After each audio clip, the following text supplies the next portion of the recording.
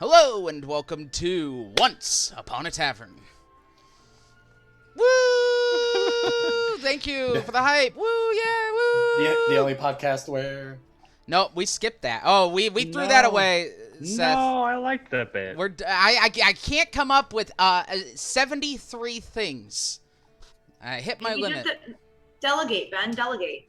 All right, Mike. Write all of my stuff. Mike, funny right now.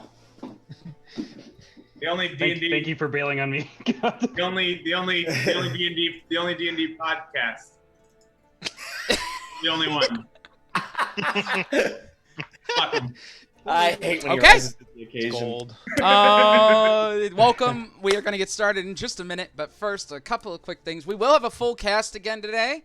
Matt's just running a little late. He's stuck in traffic, but he will be here. So if you're an 8094, get the fuck off of it. Get out of the way. Get out of his way.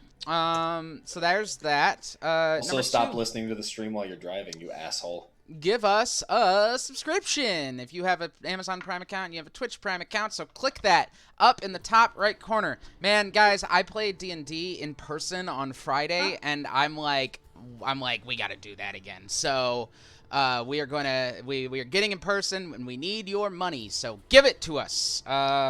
Give us the money so that we can kiss each other on stream. But no girls allowed, April. Sorry. Sorry. Can't That didn't happen before, so I don't know why we would do it now. Well, before you I don't even joined, the boys kissed each other often, but it's weird when you're in the room. Anyway, so there's that. I'm actually glad that I'm in the room so that can stop happening. If you're upset, wow. If you're upset with Jeff April. Bezos and you don't want to give him money because he actually came back from space, you can go ahead and support us over at Patreon, patreon.com/onceuponatavern. Check us out there. We have all sorts of tiers, and we have a Discord that no one's in, so come hang out. So there's all of that. If you're watching this, you can, but can't watch the whole thing, check us out at YouTube, bit.ly/onceuponatavern. New episodes are up on YouTube every Tuesday, and up wherever you listen to podcasts the following Sunday. So this week's episode will be up on YouTube this Tuesday, and up on podcast next Sunday. Hi, Luna. I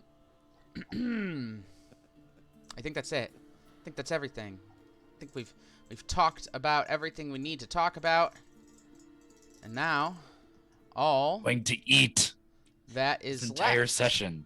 He's gonna eat. The boy will eat on tonight's episode of Once Upon a Tavern.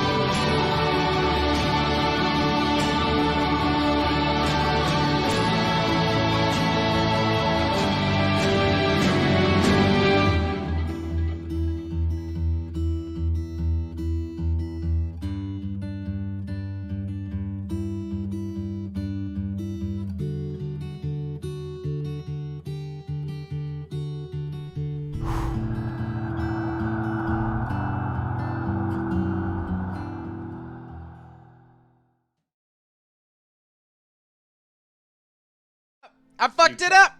Did you end the stream? count like you're counting No, the I'm amount here. of licks We're in back. the center of a Tootsie Pop? Okay. Welcome back. Hey, what's Oh, up, what? Metro? That's actually the inspiration for most of my counting, Seth, is the Tootsie Pop commercial. That's good. Count is overrated. fucking vampire. That is true. That is piece true. of I like What? the a 1, a 2, a 3, a 3. Oh, I thought no Strahd. Were we talking about Strahd?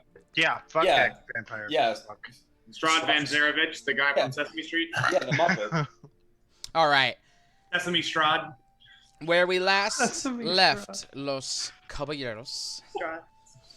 you all were picked up by a Circle of the Spider Zwerfneblin druid named Grieger, the right-hand man of Canarax, informing you all that your friend Cynwrig was to be put on trial for his crimes against his clan.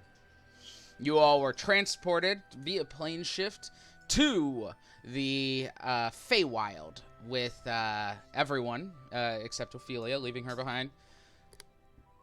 And there met with Aw. Cynwrig, and yeah, she's been quiet. I don't like that you That's just. like I don't that's- like that you Oh just. no, pointed that it's out. fine. It's fine. She's fine. Nope. Don't worry. It's No. like when you're watching a TV show and they're like, "Hey, remember this from 5 seasons Yep, ago?" yep. And Ben's like, "Yeah, don't worry about her. She'll be okay." Wait, remember when you left Ophelia behind just now? Just reminding everyone what happened. You all went ahead and met up with Cynwrig to talk about his trial, talk about his past here, and then went to the trial. There you met Canarax, the unseelie queen of air and darkness. You met Titania, the summer queen. You met her husband and boy toy, King Oberon, and there you also met the 7 Hin in charge of the Sinfos tribe. You all were questioned by the Hin, given some weird questions by Titania, and ultimately were able to prove that Cynwrig was not guilty in his actions of treason, rather, in the charge of treason. He did admit guilt in the charge of improper disposal of bodies, and thus was exiled from the tribe, to being ordered to relinquish the name Treeskin. So, with all of that being said, and the Hin being slightly unhappy with the outcome of the trial, and kind of Titania's sway taking hold, they ordered one final trial. Not a court trial of sorts, but a trial, where you must go into the woods and seek a Pine Doom's sap, a noble creature who cares over its grove of trees and is notoriously difficult to deal with. Before you left, you all had a discussion with Titania and Oberon and learned that this King of Dreams that seems to have begun to mess with all of you is one archfey of dreams called Morpheus. Morpheus being an archfey that warred against the gods and brought a lot of unwanted attention to the Feywild and was forced to be banished from the Feywild by the rest of the archfey. And what happened to him after is kind of unclear for the archfey. They know he is still alive out there, but they don't know what he did or where he went. With that, as you were all preparing to leave, Oberon invited you all to dinner in the future one day, to which Dozer responded with his usual, that he does not eat. And Oberon offered to fix that, granting him his own digestive system. Yay! So Dozer now has a stomach and an esophagus and intestines and a colon, in which he must always eat. So I can literally talk out of my ass now. Good. Yeah. Awesome. Well, no Awesome. one could do that literally before, but you know. It's a magical world, Ben. You can do whatever you want. I have a new perspective on life. You know what? Give me a performance check. I use prestidigitation to aid in his ass talking. Thank In you. his talking shit, if you will. Let's see, Loud come out of his butt. I got an 18 on that. I don't know. An 18? Yeah, you rip a nice fart. That's the real It gift. kind of Not- sounds like wah, wah. Perfect. This is our level, people. This is our quality level. quality. That's actually the ceiling right there. Poop jokes, Go poop give us jokes, poop The parts jokes. we made along the way. All right. And with that, we pick up as you all begin to travel in the direction you were pointed to meet with this Pine Doom and learn what's up. So, Los Caballeros, what would you like to do as you begin to walk through the Sinfos woods? Well, my let's go.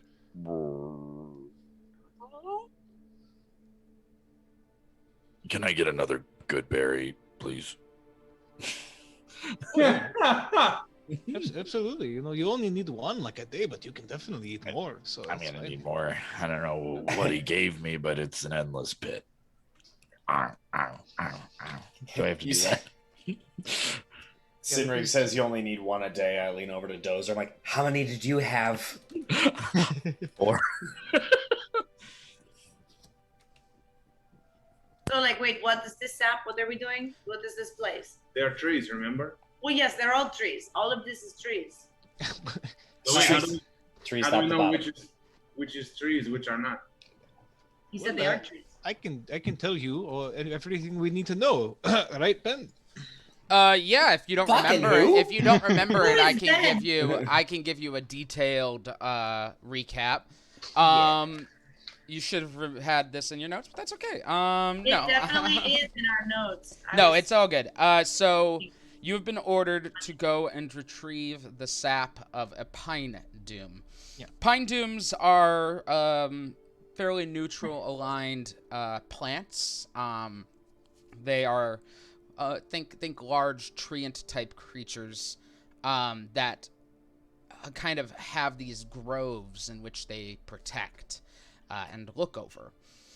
They're very proud. They're very strong, very stubborn, and very untrusting of those who enter their grove because people are always looking to chop down trees. They tend to move their groves as well, as they animate all trees in their grove and just kind of get them to get up and start walking. So they're a fairly took bikini bottle? they're a fairly nomadic people at this point. So You yeah. said they were trees, not gnomes. Nomadic. Okay, Yeah, nomadic. that's a random encounter. So no, but yes, that is what you're doing. You need to get the sap. The only thing is the sap is well, it's fairly precious to these creatures. So it's used as a weapon. It's used as a food source. It's used as all sorts of things, and it's kind of a representation of balance because sap is important in kind of the growth of an ecosystem and in the defense of an ecosystem as well. Sure. Is there anything I would know that would help us track them down more, or did they kind of tell us exactly where to go, kind of thing? Or... Yeah, Titania pointed you in the direction and said I know she said the direction. I didn't know. One day's walk. kind of knows of One day's walk. Yep. 1 day's walk. Okay. Okay. Is there maybe anything else that I would know that would help us get the sap, like where it's kept, where they store it, kind of thing? They're trees, so the So it's sap just like within is each of them. Okay. in them. Okay. I didn't know if they like had stores of it somewhere. You know what I mean? Or No, like, I don't know. No, Hey, they, yo, keep, bud, they definitely keep it. But a good sap. They I can't do it while everyone's watching. Yeah, I need that's to a little go in this awkward. Hey, closet and then I'll bring Hey, the so sap can I back. have some of your sap? Thanks, dog. We'll turn around. It's fine. Take as much time as you need.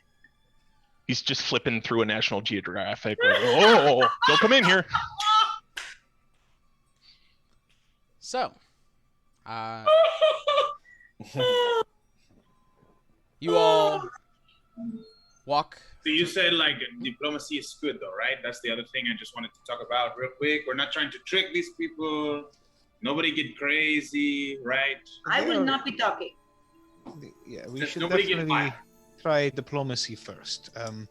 I am hoping, since they live within the Centennial Wood, they will maybe be willing to help out the Furbolgs that guard the wood. Yes, maybe that is Maybe. something we could use. But Maybe one of our more persuasive friends can also like hundreds. ambassador maybe might be good, or Mr. Varys, he always has a way with words. And then the maybe the more abrasive of our party, maybe we just like stand and like do nothing. Yes. Unless, of Everybody has course, an they act, won't right? give it willingly, then the other abrasive people need to step in, correct? We should I definitely feel like not you harm crack them. your whip as a after effect. I don't know how I feel about punching trees. Grimald just lights the torch. It's just like. No. We should definitely not harm them or threaten them or intimidate them. As Grimald's crossing things off of his list of what to do. Just getting more exasperated. Oh, well. Well, then I can't do anything. I'll be over there. He stands in the back with Joe and Give me Joe's here. Give me a good berry.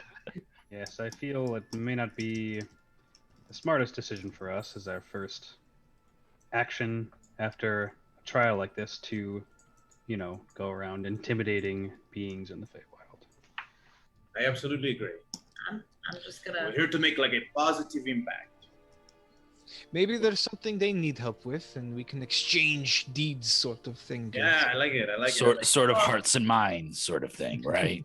Like a quest to get a quest to get a quest to get a quest. Yeah. But then like they need something from these people, and then those people need something from them people. Like, where does it stop? How far do we go? Well, obviously it doesn't stop because we're here, and I don't even know what we're supposed to be doing anymore.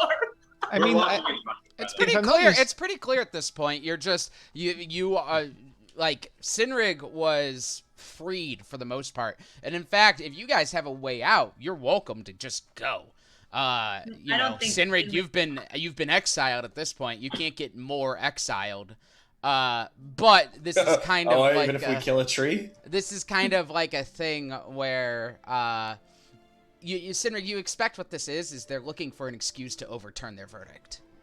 Okay. But yeah, I mean, yes, I was already exiled, and I cannot be more exiled. This is a good way of putting it. Even if we kill a tree? We're not killing any trees, but perhaps this could put us in better favor with Queen Titania, and maybe she could help us in some way later on, yes?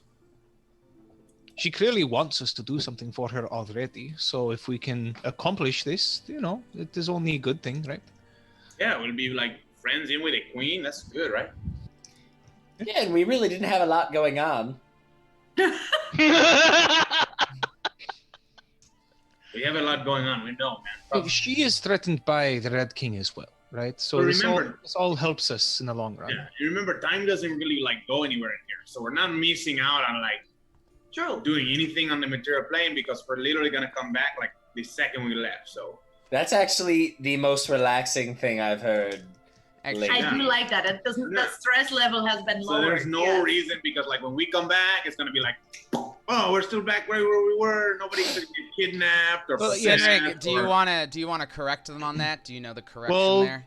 Oberon had said, he did tell us that Titania was going to probably try to bend the rules of time for us, so... That is correct. However, you would know that just because time moved faster or slower for you, just because it was 3 years for you and 3 days for them this time, doesn't mean that's going to be the same case next time. Okay. If Yes, Titania so- is not involved. If an Archfey is involved in sending you back, they could tend to bend the rules. Yes, so it is not probably going to be the exact second that you were pulled in here.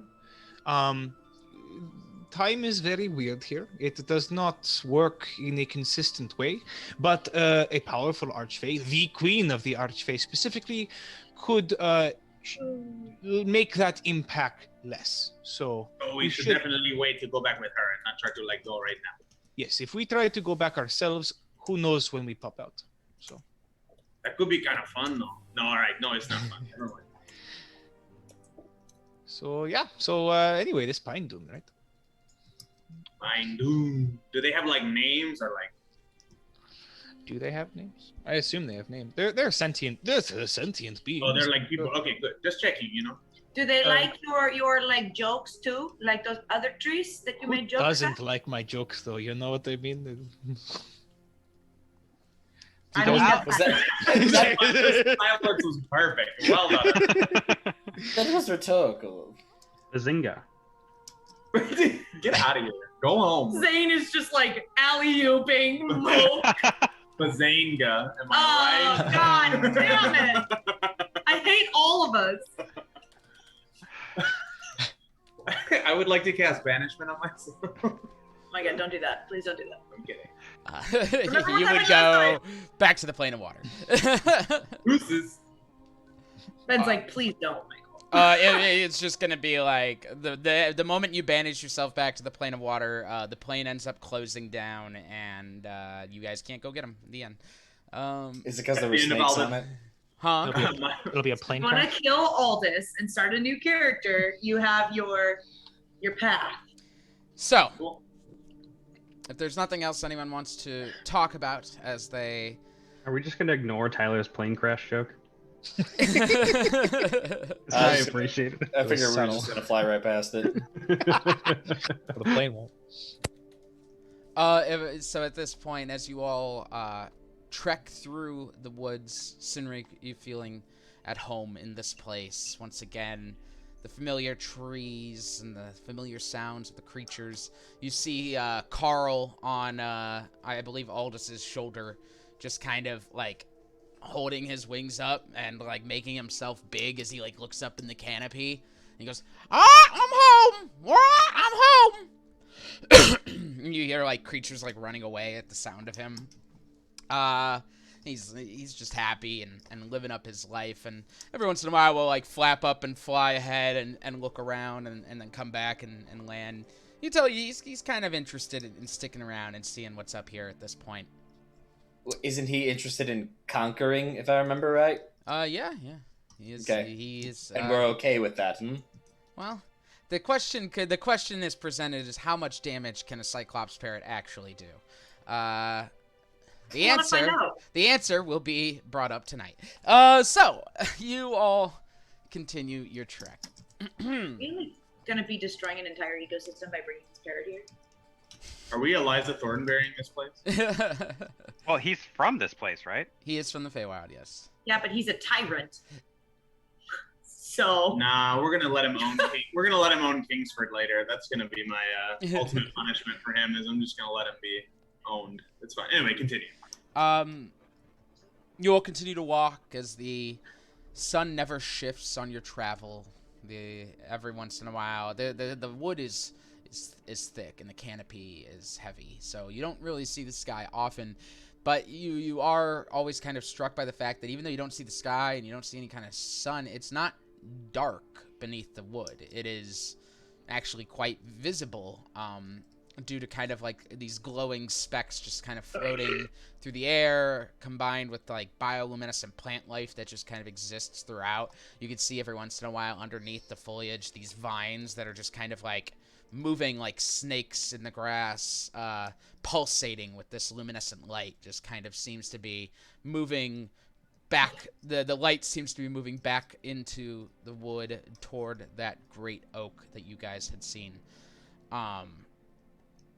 You walk and walk and walk, and for some of you, I'd like a wisdom check for all of you actually. why are you always making me roll this thing that I'm supposed to be good at, and then I always roll like trash? Yeah. Hey! I'm gonna Hey, need- hey, first roll of the game. That's a crit, baby. Oh, sorry, Mark. I always forget you hate that. I apologize. Don't apologize to him. Liddy Critty, baby. You're a monster. Mark's like, you're a terrible person. I'll look him in the eye and say, Let me just double check. Wisdom check or save? A check. There's nothing Okay. potentially bad that can happen here. why but, can't I say good because you can't crit fail a check. Did "Oh, but I anyone can't get under a 10? I got exactly a 10. All right, I'm looking for under 10. So Zane and Grimald, you two, as you all are walking, this is just kind of, it's nice for you. You have some chit chat here and there. You see some cool sights. It's not like it's an empty wood. There's wildlife that kind of crosses your path here and there. Strange creatures like elk with like flowers growing on their antlers. You see birds that kind of like will drop out of the canopy and kind of skirt along the ground. Snakes coiling up on trees as you pass. But it's a normal trip, and it's about as long as you'd expect, except for Grimald and Zane, who, as you guys are walking, it seems like this is taking forever for all of you. For you two, it feels like you've been walking for much longer than 8 hours. It just kind of goes on and on and on, and soon you begin to kind of lose track of time, as there comes a point where you were convinced you could have been walking for days at this point.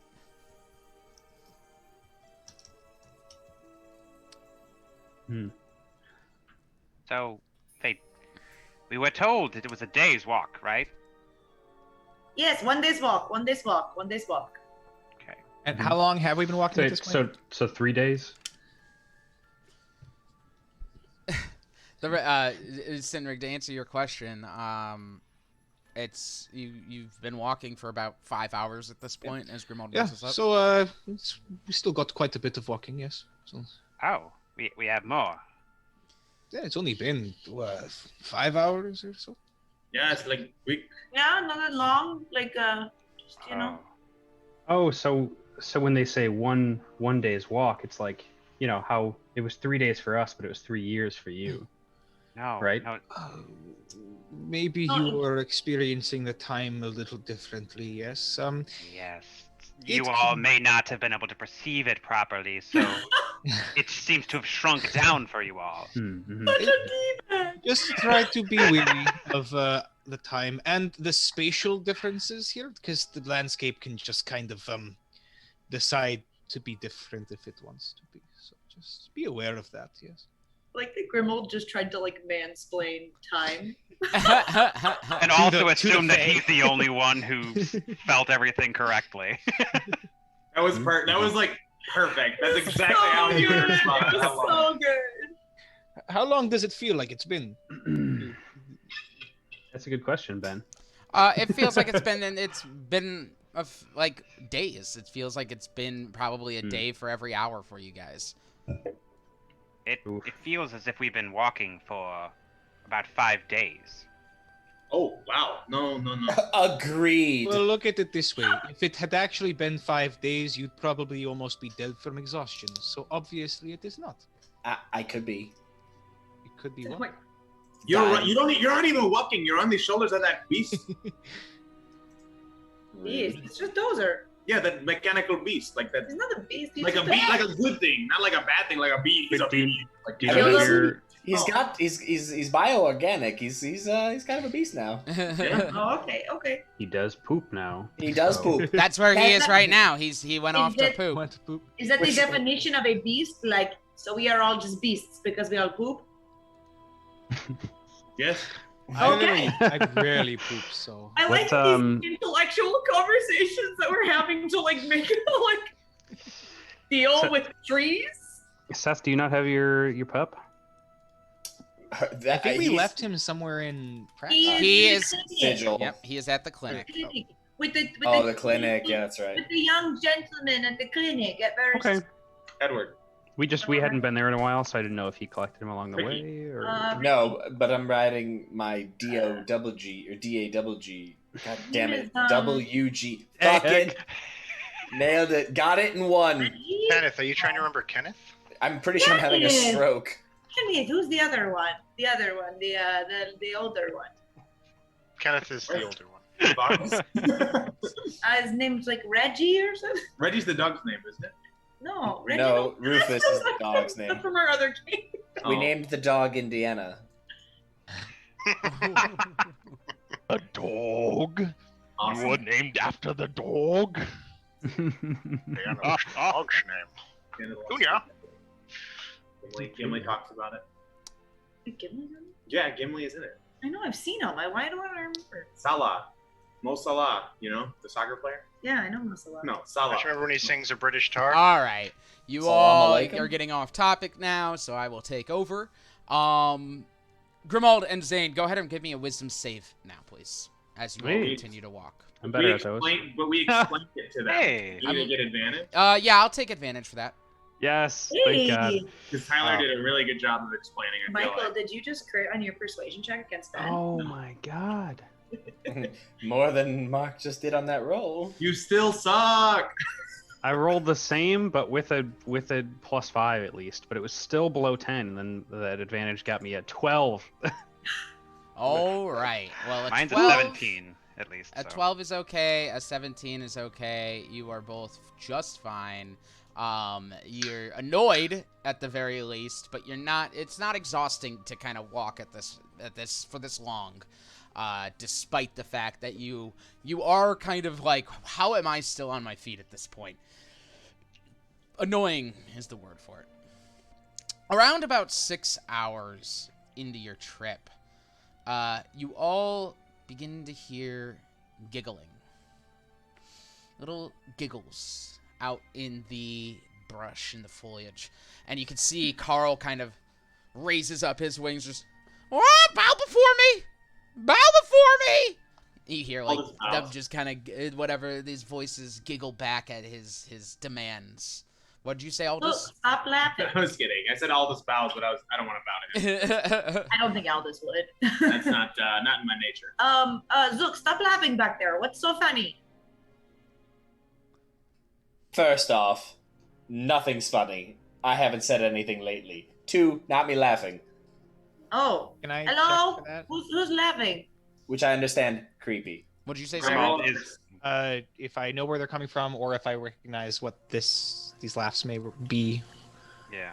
I at least want to help with that as far as finding the location. Yeah, go ahead and Grimald, you can roll a perception check. Cynwrig, you can roll a nature check. How about that? He does it every time. It's a 17 for me. 17, and Grimald? Perception. That is 25. They're kind of on both sides of you guys as you're walking. They are, but it's not like they're up ahead or surrounding you or anything. They seem to be kind of following underneath the foliage. Which around here, there's not a lot of brush, so it's like they seem to be small. The fact that they are so small, Cynwrig, leads you to believe that, and the giggles and the fact that they don't seem to be really threatened by the Cyclops parrot, you seem to believe that these might be pixies that are following you. Pixies. Oh boy, what all do I know about the pixies, Ben? I mean, do you know about pixies, like, Tyler? They're tricksters. They're Exactly. It's Yeah. the usual. Yeah. Little, Okay. little mischievous. Not necessarily evil, but will definitely fuck Chaotic. around. Yep. No fun. I grab my coin purse and hold on to it. Grimald draws a gun. No. Oh! Pull out my gun! Important lesson about most creatures of the Feywild. They aren't necessarily evil. They could possibly be persuaded. They're just they're chaotic and they're Love that. I love that. and yeah, they're yes, they're mischievous. They're not necessarily mean or evil. Joe But takes they will- She puts it down her shirt. They will takes her try quick to fuck with you though. So just Grimald is the most fucking American one of us. Yeah. So anyways, I'm only my perception of time is correct, and also anything comes in drawing a gun. I'm gonna shoot it. I've been walking- I'm tired. I've been walking for 5 days now. But you do pull out the gun, Grimald? Yes. Okay, I need you to make a charisma save for me, please. Do it. Oh, don't worry. I'm very charismatic. They're gonna turn the gun on you? I'm very confused. I'll be damned. That's at least a 16. A 16? Okay, you felt like a bit of magic kind of rush past you a little bit. I'm sorry, it was actually a wisdom save. So what is that with that roll? Oh, that's a 20. Okay, great. Yeah, you feel this kind of bit of magic rush over you. You get a little flushed. You feel something tried to affect you as you draw the gun and Cynwrig talks you down, but you managed to resist it. It didn't feel particularly strong. Didn't feel like it was forcing itself on you. It just felt like a little breeze of magic coming your way. And then you all hear. Can I Arcana if I notice it? I love that. Yeah, you actually heard a verbal component. Did it cast a spell near me? Not adjacent to you, but it did cast a spell. Yes. Oh. Oh, womp womp. Bad roll. Bad roll. I got a 7 on my Arcana. You know, this is probably on your spell list. So if it is, Mr. Sorcerer, yeah. You heard the verbal component shouted out for or kind of like whispered in the.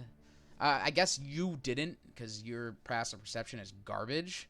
But I will say, Varus, looking at some passive perceptions here, Varus, you recognize it, and that seems to be it as far as spellcasters who would recognize it. Varus, you recognized it as a polymorph spell that was just cast. I have permanent polymorph. Actually. That's fine. You didn't hear the component. I knew that. Get polymorphed your gun. That would have been. My God, that would have been so good. That's some Thanos energy right there. He'd have been like, a town guard is only as good as his weapon. Draws the gun. It's a fish. Excuse me, Moke. Deep. So the little creatures following us, are they able to cast polymorph? Oh yes, and number of spells. Maybe I'll in Sylvan, just okay, friends. Very clever of you, but we mean you no harm. Perhaps we could make a trade of something. Roll persuasion check. And I'll With advantage, because you're speaking Sylvan. Okay, I was gonna. Yeah. Thank you, because the first one was a natural 1. Mm-hmm. Persuasion is a 14. 14? Yeah. You see 8 heads pop up out of the bushes. Little green heads with red hair, all in various styles. They've got these little wings that are just fluttering, like dragonfly wings, and they just kind of fly out and just kind of zip around all of you, and you hear.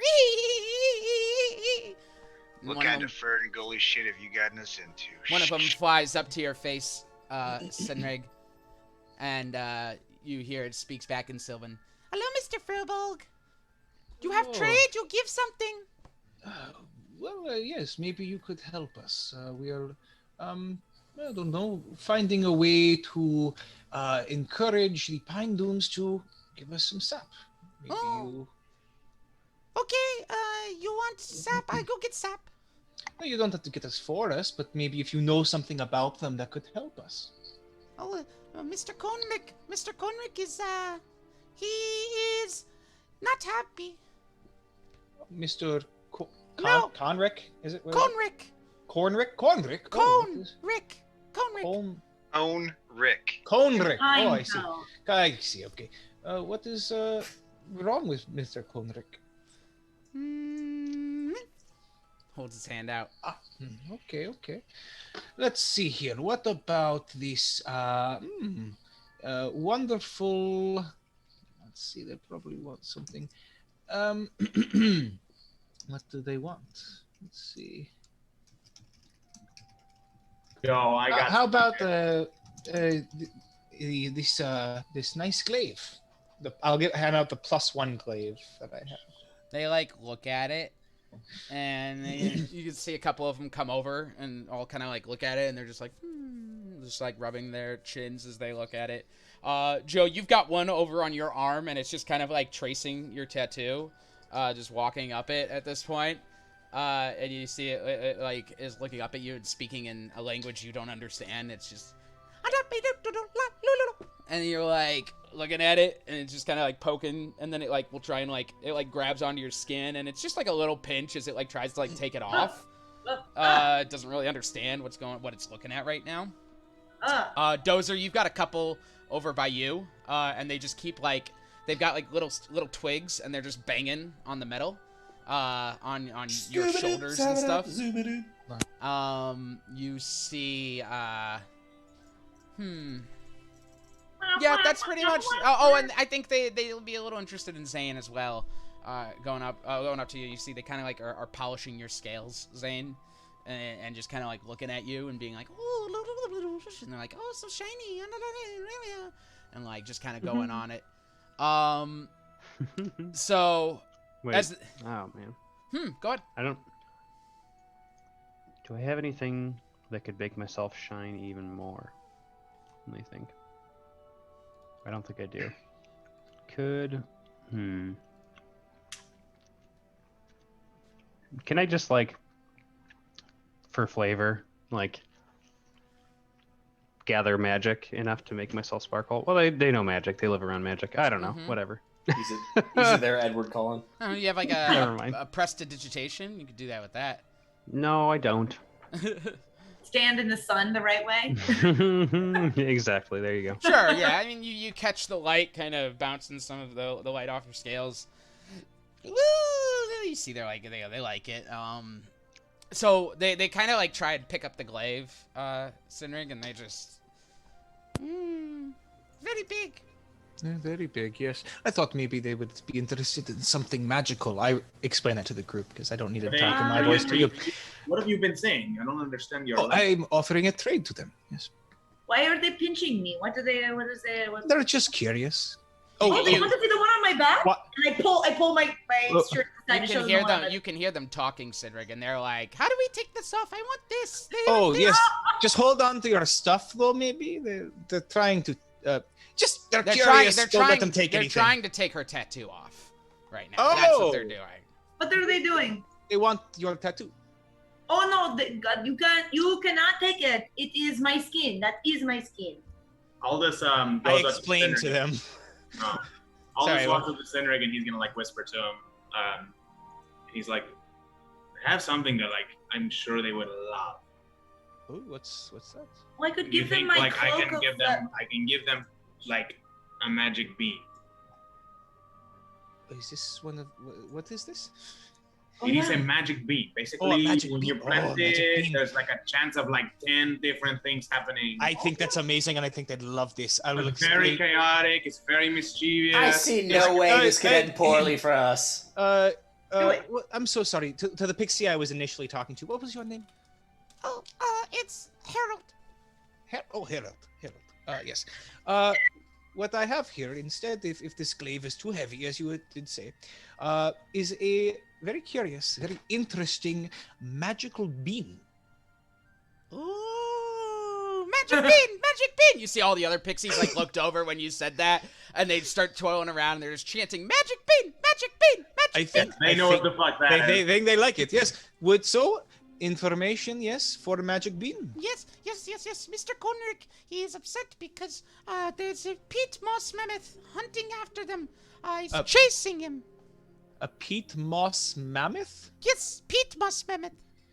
I know what that is, of course. Do I know what that is? For this one, I need you to roll a nature check for me. There's a chance you've never run into these before. Okay, that's 12. A 12? You've heard of them before. They are large plant creatures that kind of absorb. They're made of like a moss, and they generally come from swamps. There is kind of a swamp on the edge of the Sinfrenio Wood.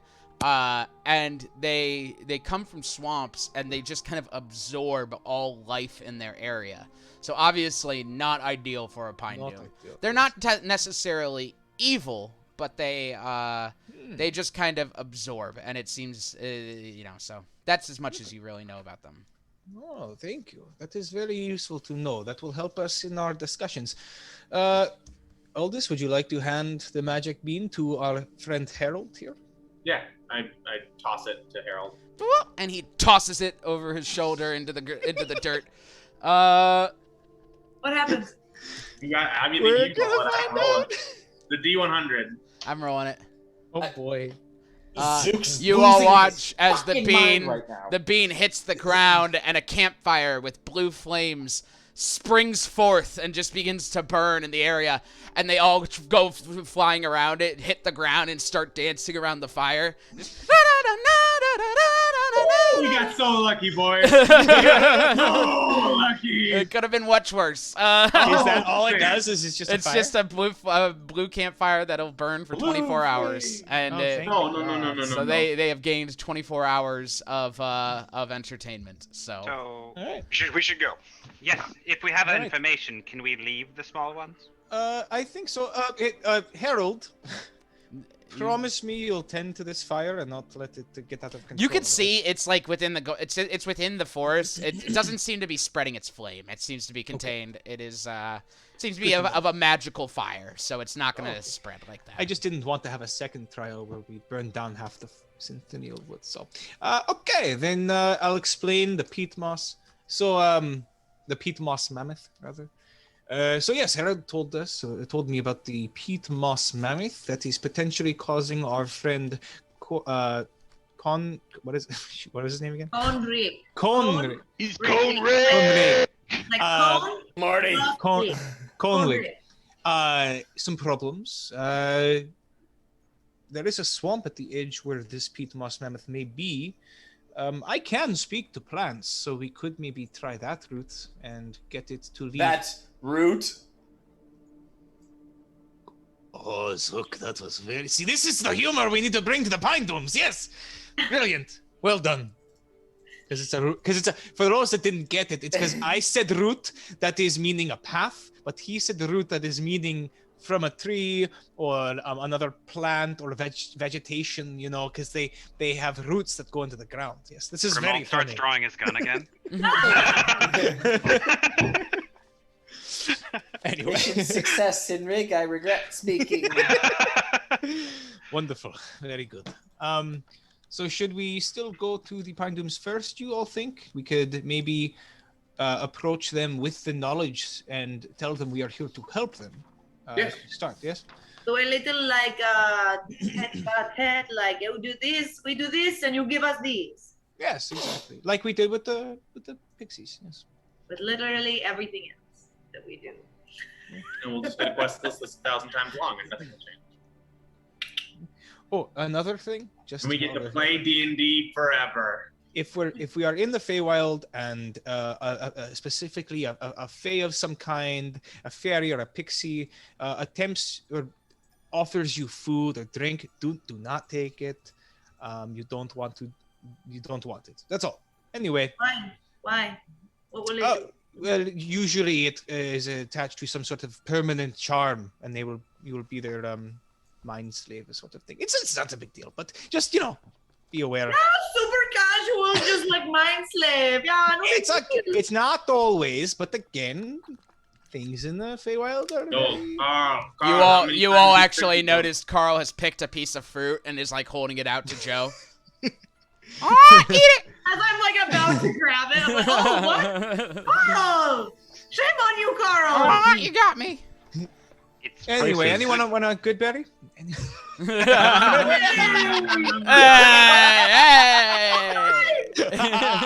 You're Joe, all like, my mind falls slaves. into a pit of despair. She's like, oh no!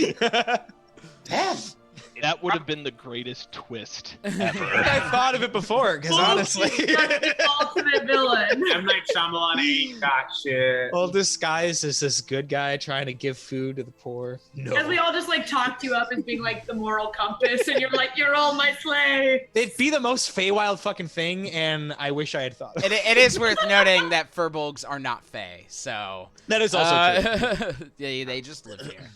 Find out he was the Red King the whole time. Like, I mean, that's still entirely possible. One of you could be the Red King. Anyway, moving on.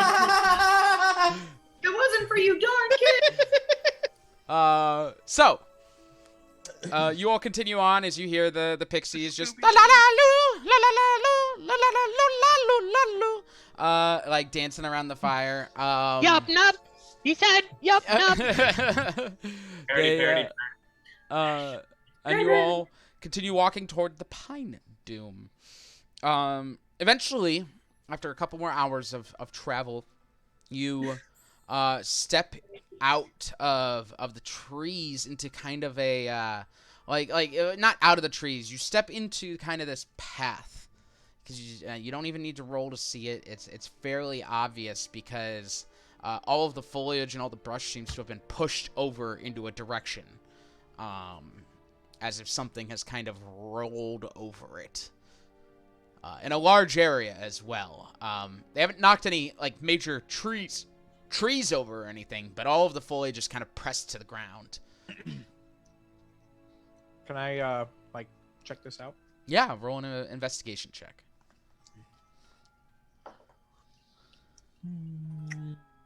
That's another 12. Yeah, because 12 plus 0. Looking down at the at what you have, this seems to have been some sort of migration path that you've found. Like from the pine dunes? Well, you rolled a 12, so seems to have been something.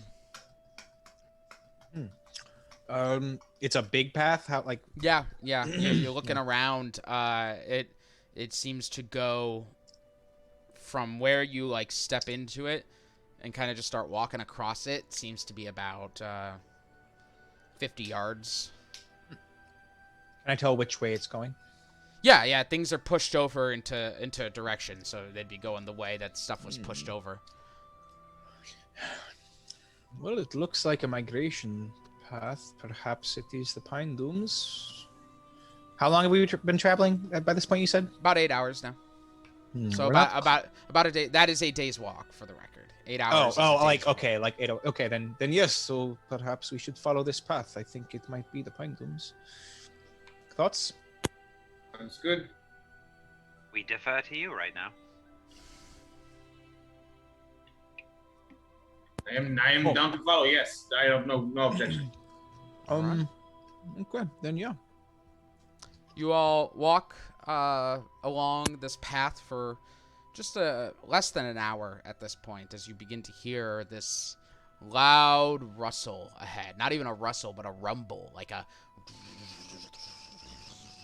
the sound of a bunch of large objects just kind of moving through the forest, echoing throughout.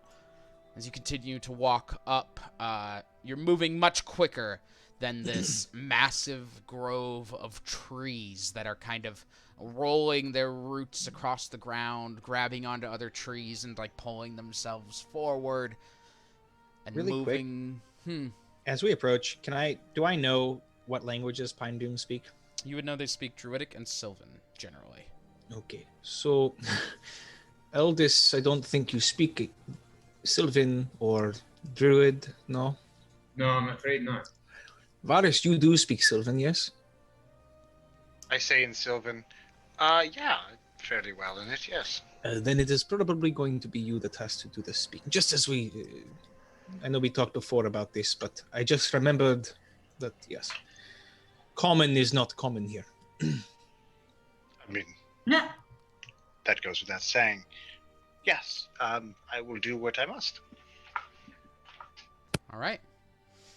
You all kind of start walking through these moving trees that don't have any faces on them. They are trees that don't have faces or legs or even arms. But you can see, you watch as like a root will like kind of slide underneath your feet, not particularly trying to trip you, but just kind of reaching for the next grabbing point and then just kind of pulling themselves forward, moving very, very slowly. As you kind of step through this moving grove, careful to not get run over by these large pine trees. You do end up seeing one that looks quite different. Actually, an anthropomorphic tree kind of in the center of them all, carrying a large log as a walking stick as it moves carefully through, keeping an eye on everything. You see it has turned back as you approach and noticed you, as you are not being stealthy particularly, and you assume the trees have already told it that you are here. Though you haven't approached aggressively, so they are not responding. As such, the Pine Doom just does continue to walk, though. It does not stop for you all, and it's just kind of boom, slams its trunk into the ground. You can see it's moving. It does have 2 legs and 2 arm-type large branches kind of coming from it with clawed hands. One, like I said, gripping this large trunk that it's using as a walking stick. On the top of its head, quote-unquote, is a pine tree for all intents and purposes. And you can see when it had looked back and to look at you, you see 2 eyes, a nose, and a mouth that's filled with like a golden liquid that just kind of is drooling out of it always. And it just moves through as you all approach it.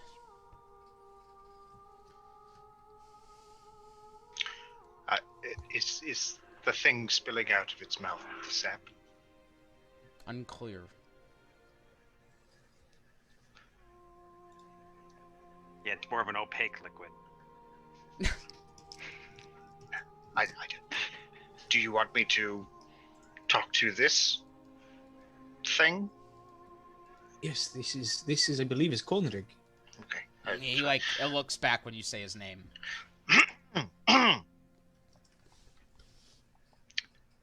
Hail and well met. He just keeps he's continuing to walk for you know. He doesn't he is not stopping. I did say that in Sylvan. Okay. What do you want, elf? Let's get past the elf part. My name is Varus. Pleasure. And this is my merry gang. Hello, Varus. Hello, merry gang. What do you want? Yes, and the next part of the conversation. And by say we would like a bit of sap. Tell him we'll take out. We'll deal with the peat moss mammoth for him. Yes, the peat moss mammoth. Thank you. Yes. As my friend just informed me, we're not going to do this, or we don't expect you to give us the sap out of your kind generosity, which I'm sure is in abundance. What we really are willing to offer is to take out the thing that plagues you. What did you say it was again, Mook? In Sylvan, I'll just the peat moss mammoth. Yes. Yes. He slams the log down on the ground, and you hear all the trees just immediately come to a screeching halt. Just and suddenly the wood continues to echo their movement for a moment before it dies down, and it is silent. He turns towards you all, and you see him now 15 feet tall, looking down at you all, his face at about 10 feet, so taller than even you, Moke. Looking down on all of you, you see this bark that kind of forms scale and the semblance of like almost kind of muscles across it. And it looks at you, Varus, and just... What do you know of the peat mammoth? The only thing I know of the peat mammoth is what has been told to me by really small creatures that really quite vexing, to be honest. But we got off lucky and got away from them. Pixies. They're called pixies. Pixies, yes. But also that we know where the swamp is located, and we could take care of it for him so it does not plague him. Mook, do you just want to do this? No, because you're better at talking than me. I'm just trying to inform you. Are you speaking in Sylvan? Yeah, why not? He's just kind of like looking at you, and he's just... The peat mammoth is not in the swamp. That is why I'm moving. The peat mammoth is hot on our tail. Well, do we just want to do this here then? We just wait for the peat mammoth to show up, and we'll...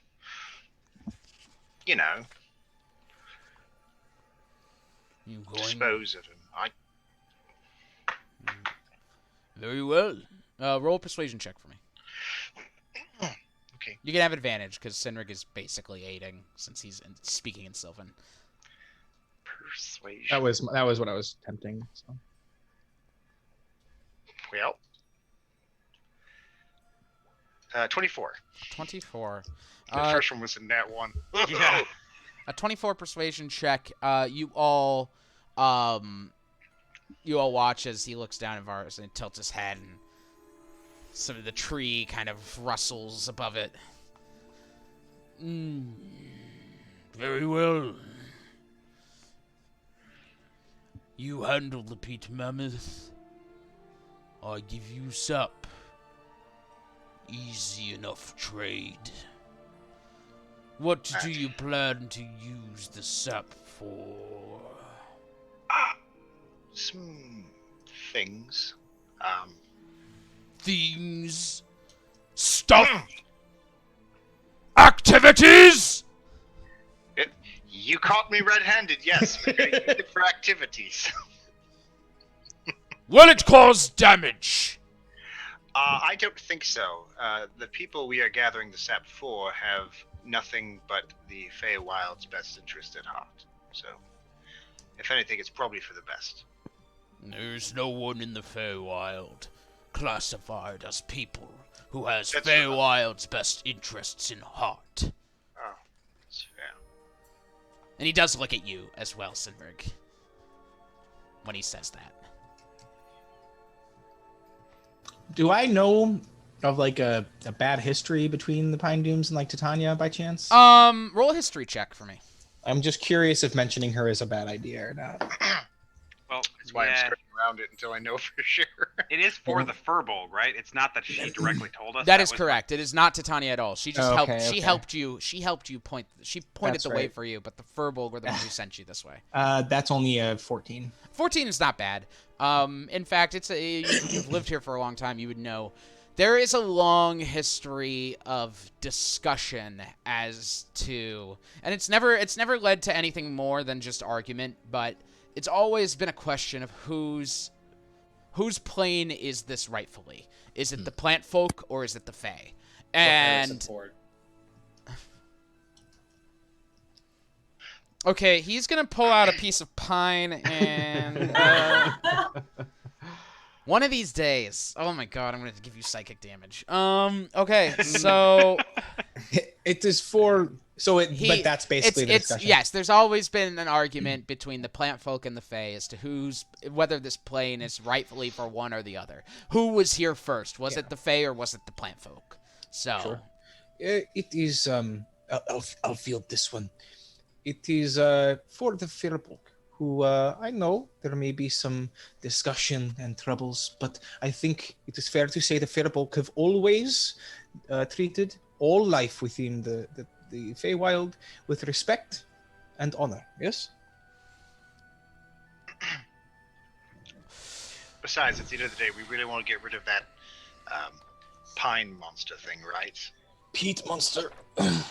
Peat monster. At the end of the day, we want that gone, and that is a goal worth giving up sap for, no matter what. Right? We're on the same page.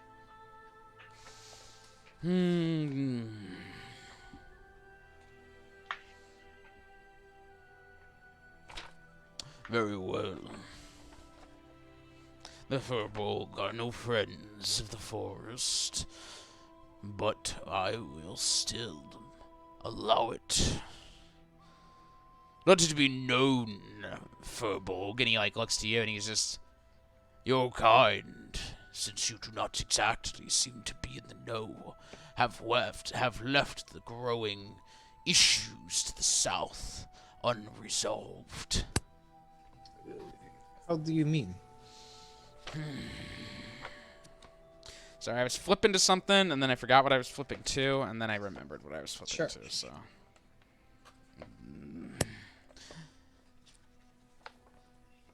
The Alliamites have been the ones taking care of the growing turmoil in the swamp just outside of the Cynwrig wood.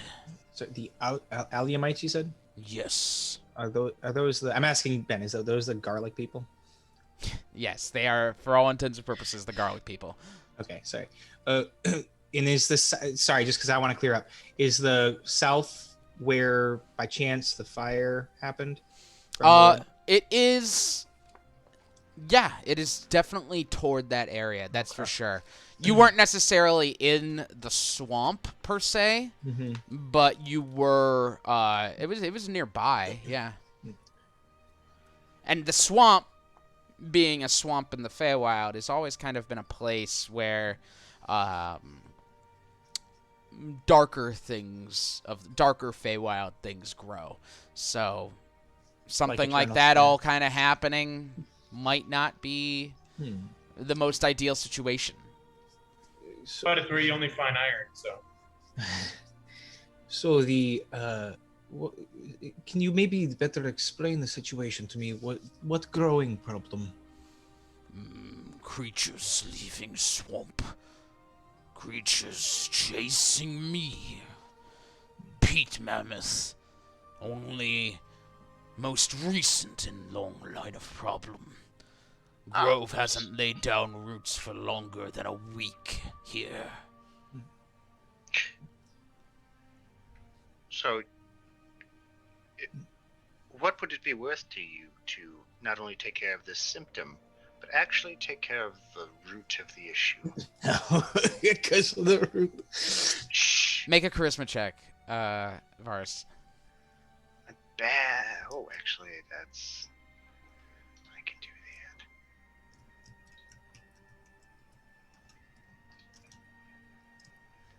that. 14. 14. You see, he gives a little smirk at it. And he's just. I do not know what the problem is in the swamp, so I can't help you in that regard. But if you could get rid of this peat mammoth and give me a moment of reprieve, moment of respite, then I'll give you your sap. I think this is a giant win for everyone. Yes, this is great. Why don't you take up roots here and rest? You said they were hot on your trail. If we follow your path backwards, will we run into the peat mammoth? Oh yes, it is hungry for what I carry. Your sap, or is there something else? My sap, my trees, hungry for it all. Always hungry. Really quick, Ben, too. Are we in the south? Are we in the south area of the Feywild, or? You're in the south area of the Sinfernal Wood. Yeah.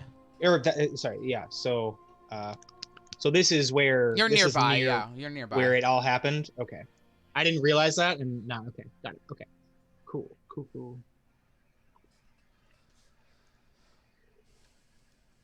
All right. Well, then we will take care of this now. Yes. Yeah.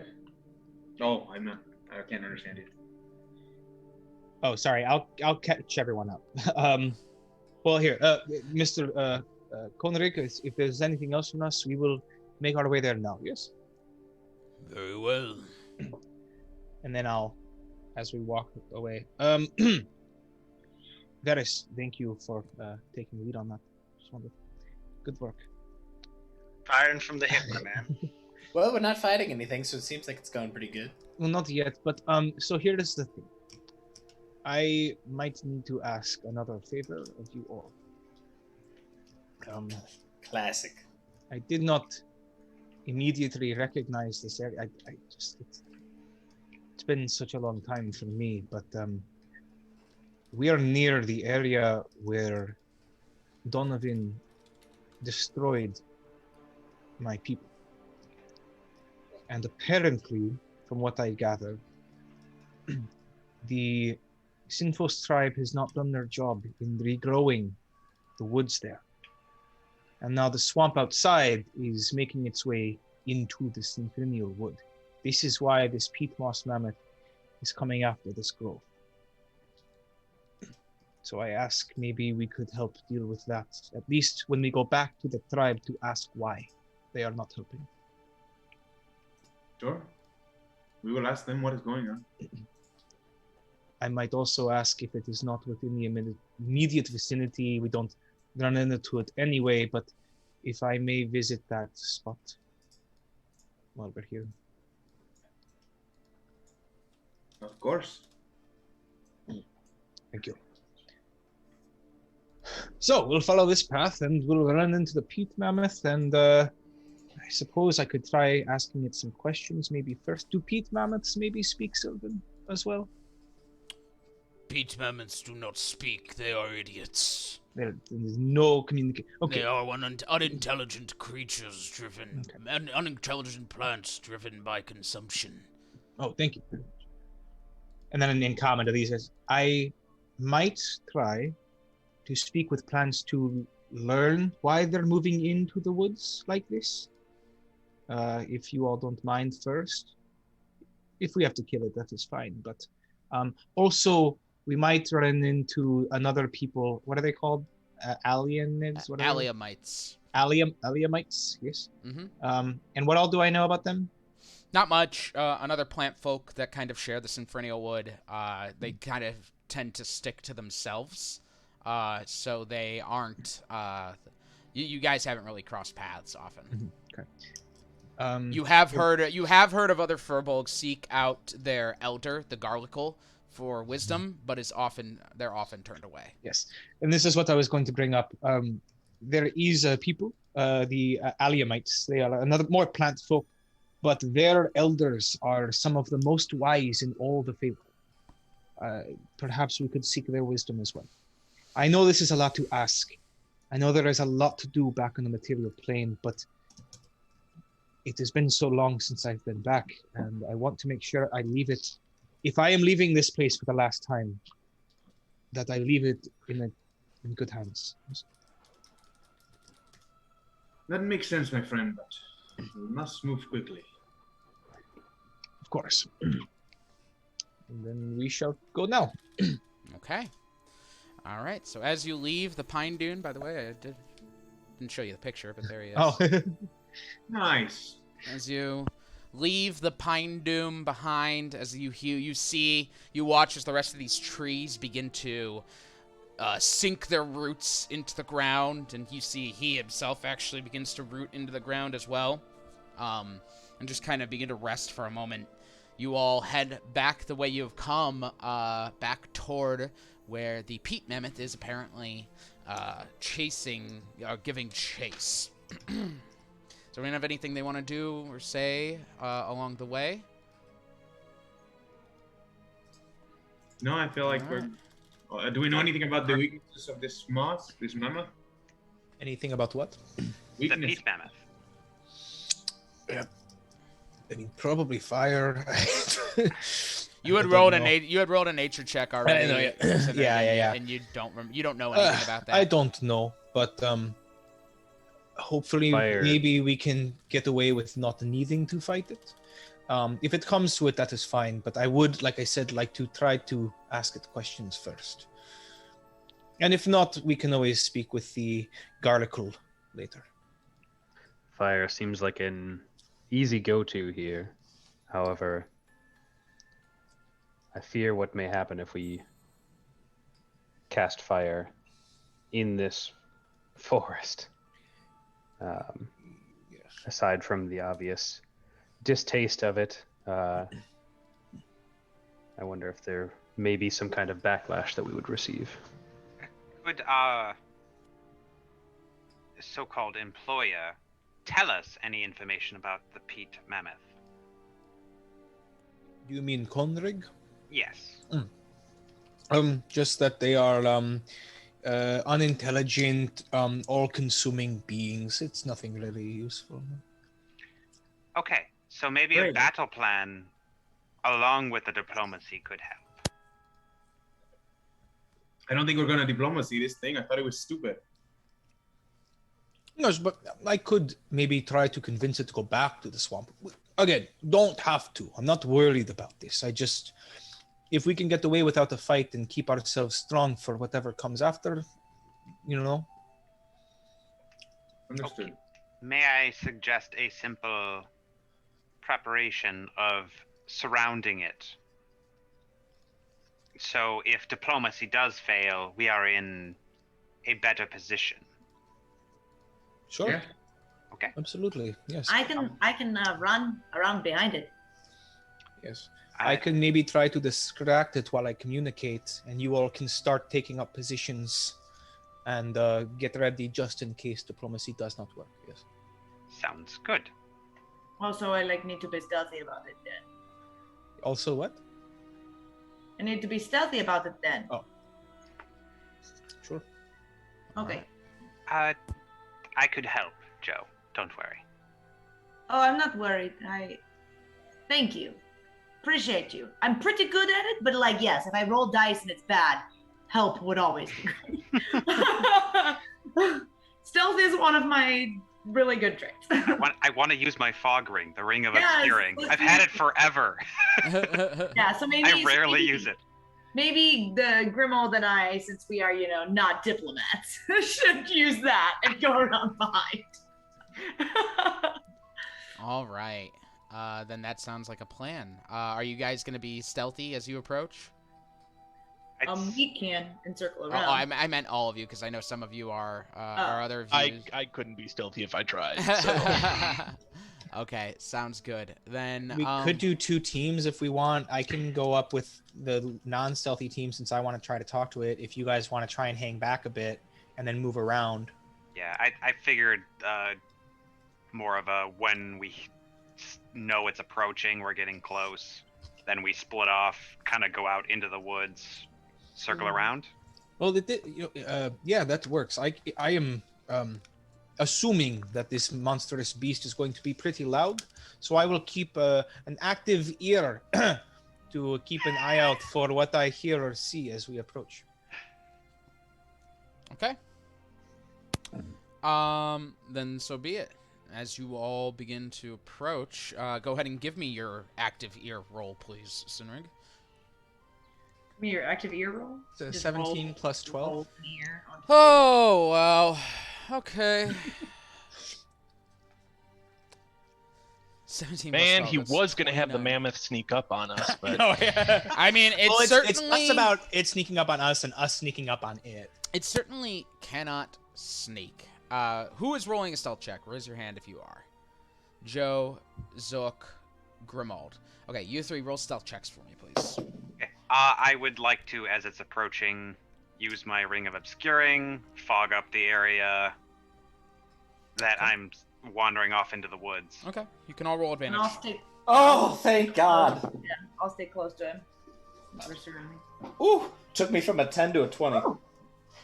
Oh, yeah. I rolled the same thing twice, but it's so good. And actually, well, are you only doing your perception for listening, Cynwrig? Okay, then I do need a disadvantage for your perception check because of the fog. Well, he's activating the fog when I see or hear it. Yeah. Like when I know it's coming, he's gonna activate the fog, right? Yes, that was the idea, was to create like a... I rolled another 17, so it's fine. It's all fine then. Okay, so Zook, Joe, and Grimold, what'd you get on your stealth rolls? 20 for me. 25. 24. Okay, pretty good, guys. Hey. Pretty good. So you 3 kind of break off from the group as you await, and you all begin to hear the sound of like this lumbering creature off in the distance. Give me one moment. I'm just so happy I got to use a charge. I've used it like twice in the like almost entire campaign I've had it. I forgot you had it. I didn't. So, you all are kind of walking forward as Zook, Joe, and Grimold split off, and the rest of you, Dozer, kind of hanging back at this point, just kind of keeping an eye on the outside things. You all kind of keep an eye out, and Cynwrig, you see just lumbering up this massive creature. Completely green, dripping with moss. Nice. As I see it, I'm going to cast Speak with Plants. About 15 feet tall, 15, 20 feet tall. Just... And you can see that every spot it steps, the plants underneath its feet just kind of die as it begins to absorb all of the nutrients underneath it. Just... And you can see it kind of as it walks, it approaches a tree, and it doesn't go around it or anything. It just kind of presses itself onto the tree and engulfs it. And you can see the tree begins to just kind of be absorbed by this thing as it begins to die and wilt, and the leaves just are all, as it's just completely absorbed. As it's walking, you do like kind of hear this like kind of surrounding it, this heavy whisper, as if something is kind of moving it. How you far cast away is it? Speak with Plants as it approaches. Really far? quick, Zook, Joe, and Grimold, how far are you guys as you're moving around it? How far away are you from it? I will be the furthest. I can say pretty far away because I can move 50 feet in a turn. So I need, give me a footage. How far away are you guys? 50. I will be exactly 50 feet away from it. Okay. Then I will be 60. Okay. And Grimold? As to keep within the range of my fog cloud of them, I will say 40. Okay.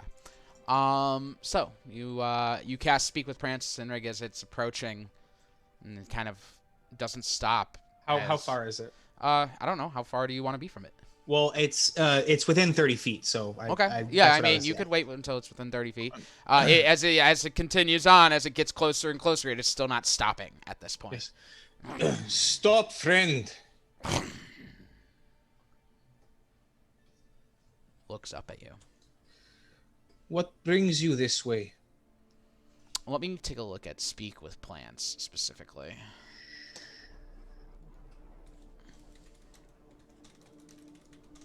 Oh, I didn't know this, but now I know this. I do have advantage on charisma checks with plants and beasts. Oh, nice.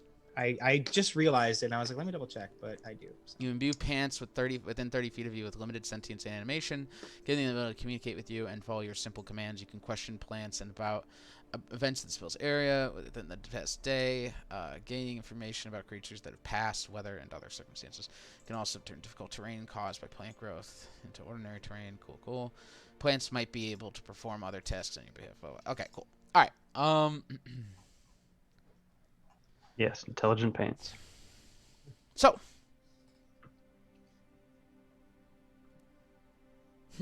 Interesting. This is an interesting situation. You hear many voices speak back to you.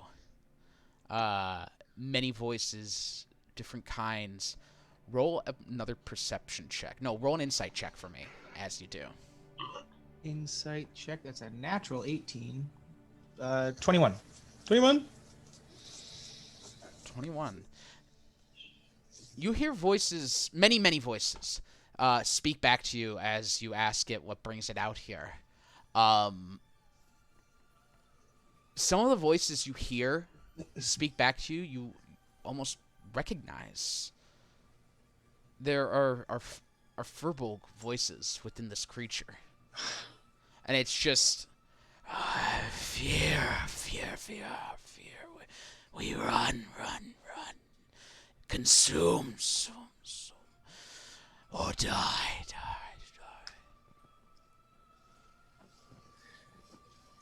Can I, is this the trees that it has consumed? The birth trees and the death trees? Possibly? I don't know if I know that or not. I was just... They are voices from your tribe that you hear.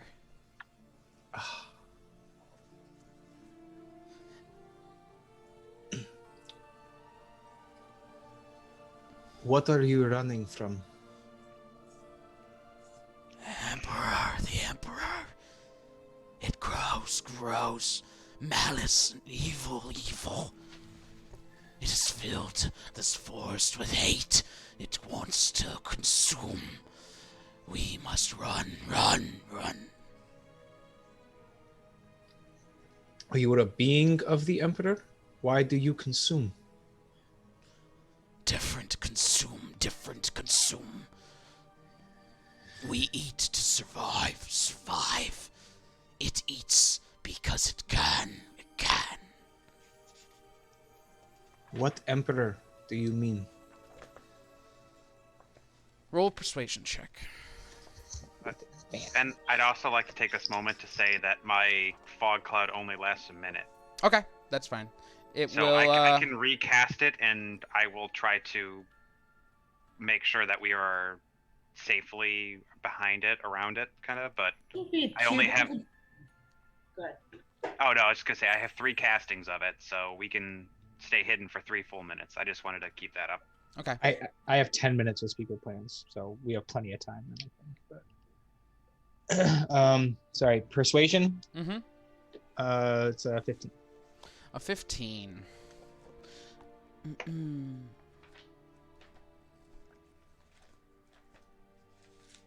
April, what were you saying though? Yes. What were you saying, April? No, I was saying that I think we're fine, even if the fog like dissipates. I feel like it's fog, so it doesn't just go like. So even if we rolled high enough stealth check, I think we would be fine. Hide behind a tree or something. Unless we do something really loud to like gather its attention. I think we're good, but yes, you can continue doing that.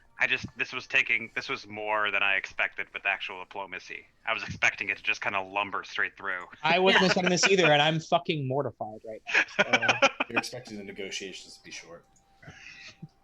So what'd you get on your persuasion? 15. 15?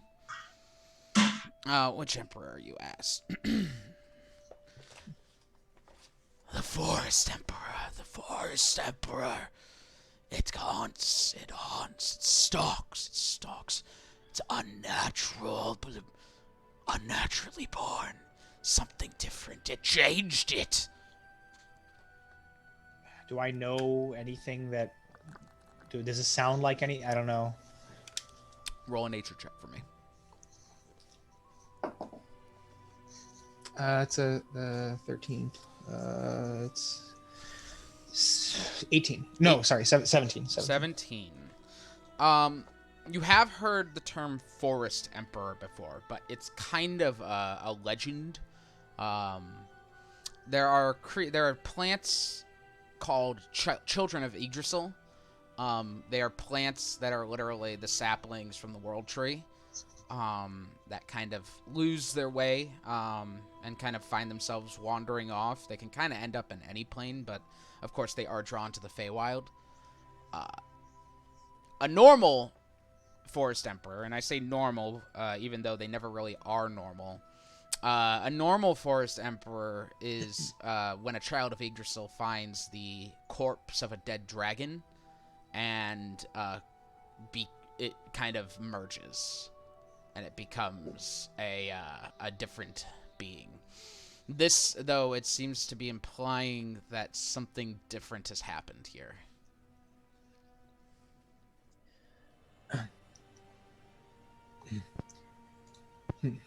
My friend,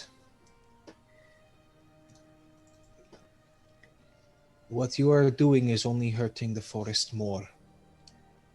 I implore you, I command you to release yourself and let this consummation go.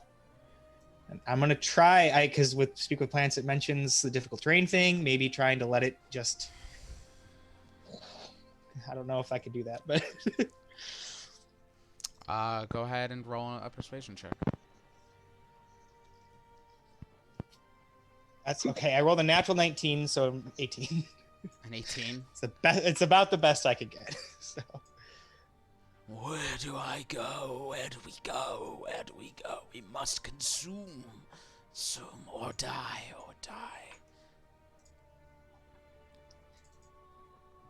My friends, you have already died.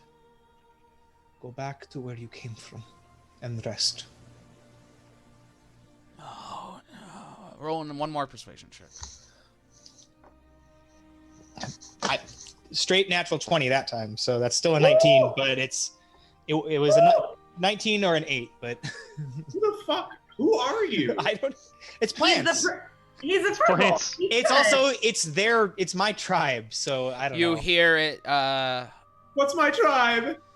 You hear them all speak just, Cynwrig. Why is this so sad? Yes, it is I. It is us. The Emperor is us. And the moss sinks into the ground as the peat moss. The peat mammoth is no more. Did we do something without fighting? You did. Is there any remains, anything left from anything? There's no bodies, no nothing. It's just moss. It's all moss. The smell of like a methane gas around it begins to kind of dissipate from the area as the creature is just kind of released, no longer having its form. Jesus, Doza, what did you eat? I thought you said someone named Pete was in there. Yeah, Pete Moss. Brother to the guy who played for the Vikings. And as that happens, Randy Moss. Stop it! You all kind of watch this moment as Cynwrig looks down at this creature. And you all see hiding, you had actually noticed them before Moke, but you didn't really have a chance to react yet, as you kind of engaged the peat mammoth immediately. But you all notice these little sprout-type creatures, small, not like probably about a foot tall, so smaller than even Zook. These little sprouts begin to kind of pop up out of the grass and see you all. And what are they? They're so cute. There's Wait, can I see him again? There's about 10 of them. Oh. There's about 10 of them, and they all look up, and they just... You vanquished it. Without violence. Are they speaking common, or They are speaking common. They had heard you speaking... Okay. Or they... You know what? No, they're speaking Sylvan. Okay. Yes, it was a mistake from my past, is all. He will want to speak with you. Who? The garlic hole. Garlic hole? What? What are we doing here? It's Get the me out of the Feywild! guys! It's the garlic hole. He's a What garlic amazing oracle. fantasy It's did we just- amazing. A garlic hole? A garlic. hole filled with garlic? Garlic. No, garlic. Oracle. Garlicle. Garlicle. Garlic. They're So, the- like, they- It's frozen. It's frozen garlic. It's like a barnacle, but it's a garlicle. Yeah. But it's But oracle. Oracle But garlic. it's a barnacle of garlic. Like an icicle. Yeah. I will gladly speak with the garlicle. Maybe he can help. What they- is this emperor that they spoke of? They The all most unsuccessful they all food kind of truck walk ever. over, and without speaking any words to the rest of you, they kind of grab onto your pant leg or your boot or your hilt that's they kind are of friends. hanging They down. are friends. No and guns. No guns. Joe and Grimald and Zook are in the woods, like ready to fight these things. I have like I heard the whole That's why I call conversation. out. I call out. They're friends. They're friends. I heard the whole conversation, but we need the sap, right? Because it's gone. They are resting there. We will come back for it. What are we? Where are we going? What are we doing? Am I killing something? No. This. I shout from across. Come meet with us. Our friends are in the forest. I'm there in a Also- second.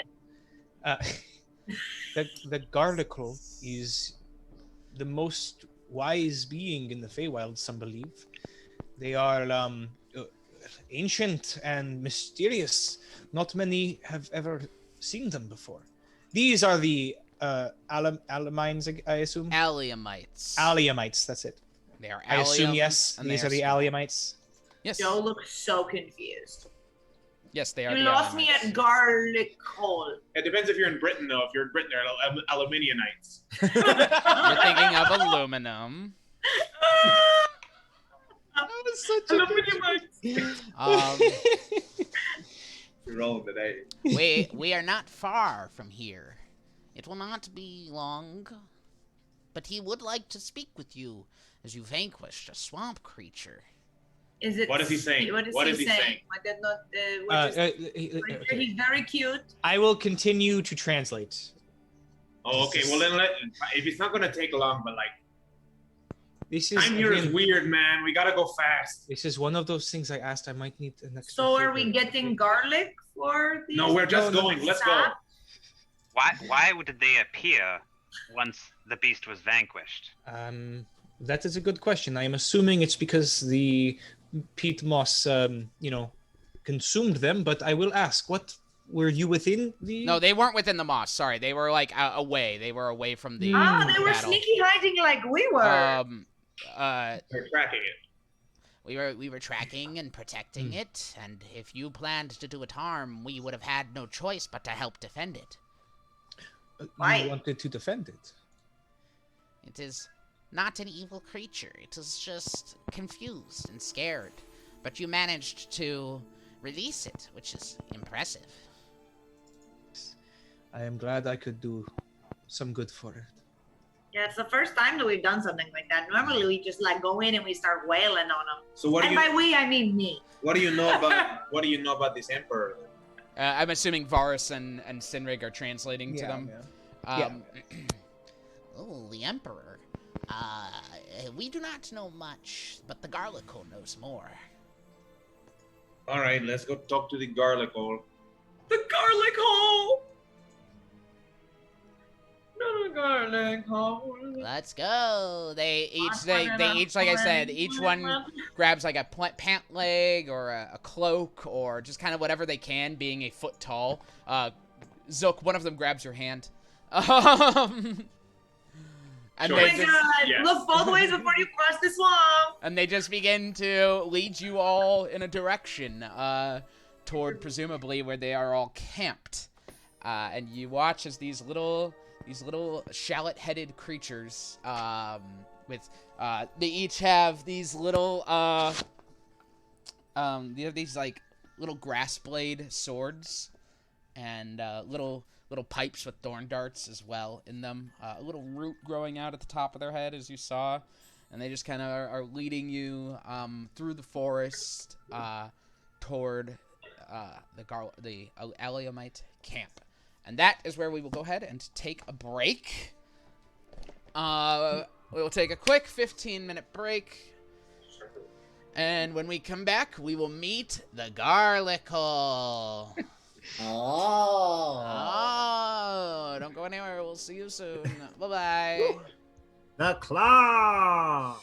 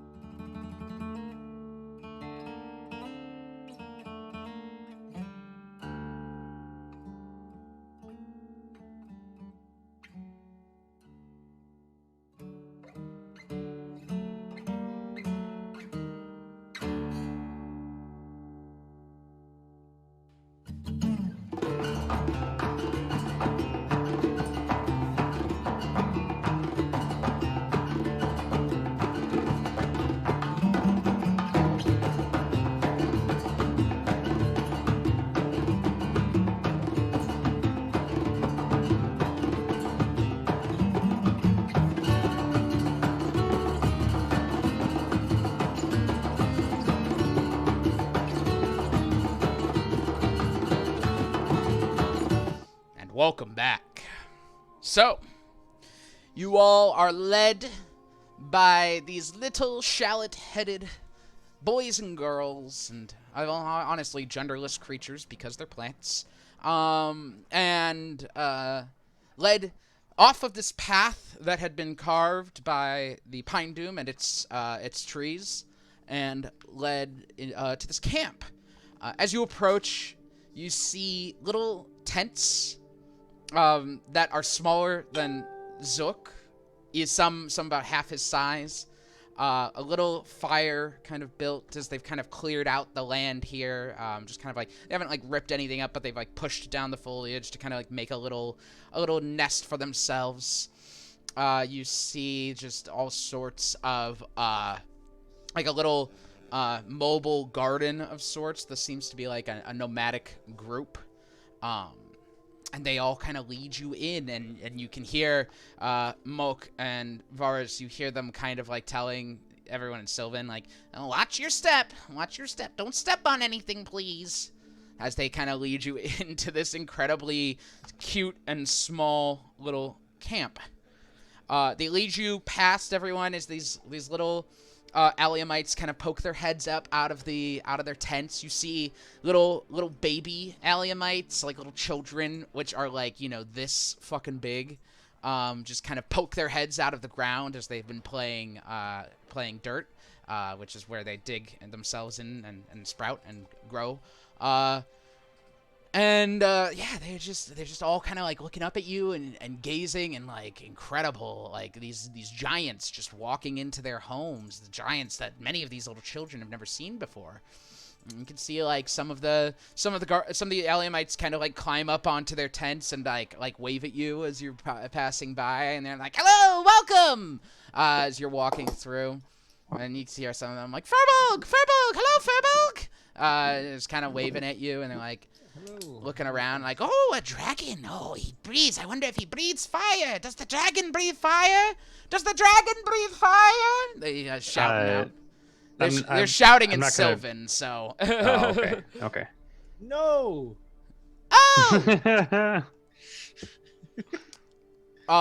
But eventually leads you to a larger tent. This tent doesn't appear to just be for living, but it appears to be for gathering. For these creatures, and as they arrive and as they all kind of let go of you, and they all run inside. You hear one of them yells, "Wait here!" as they run inside. The cutest little runs that they could possibly do. And you all kind of wait outside as you look around, and all the Alliamites begin to kind of like come up to you and begin to kind of see why you're here and see what's up and begin to examine you. Some of them start to like climb up your legs and stuff and start to like examine your things. And everyone's really excited about you. Soon enough,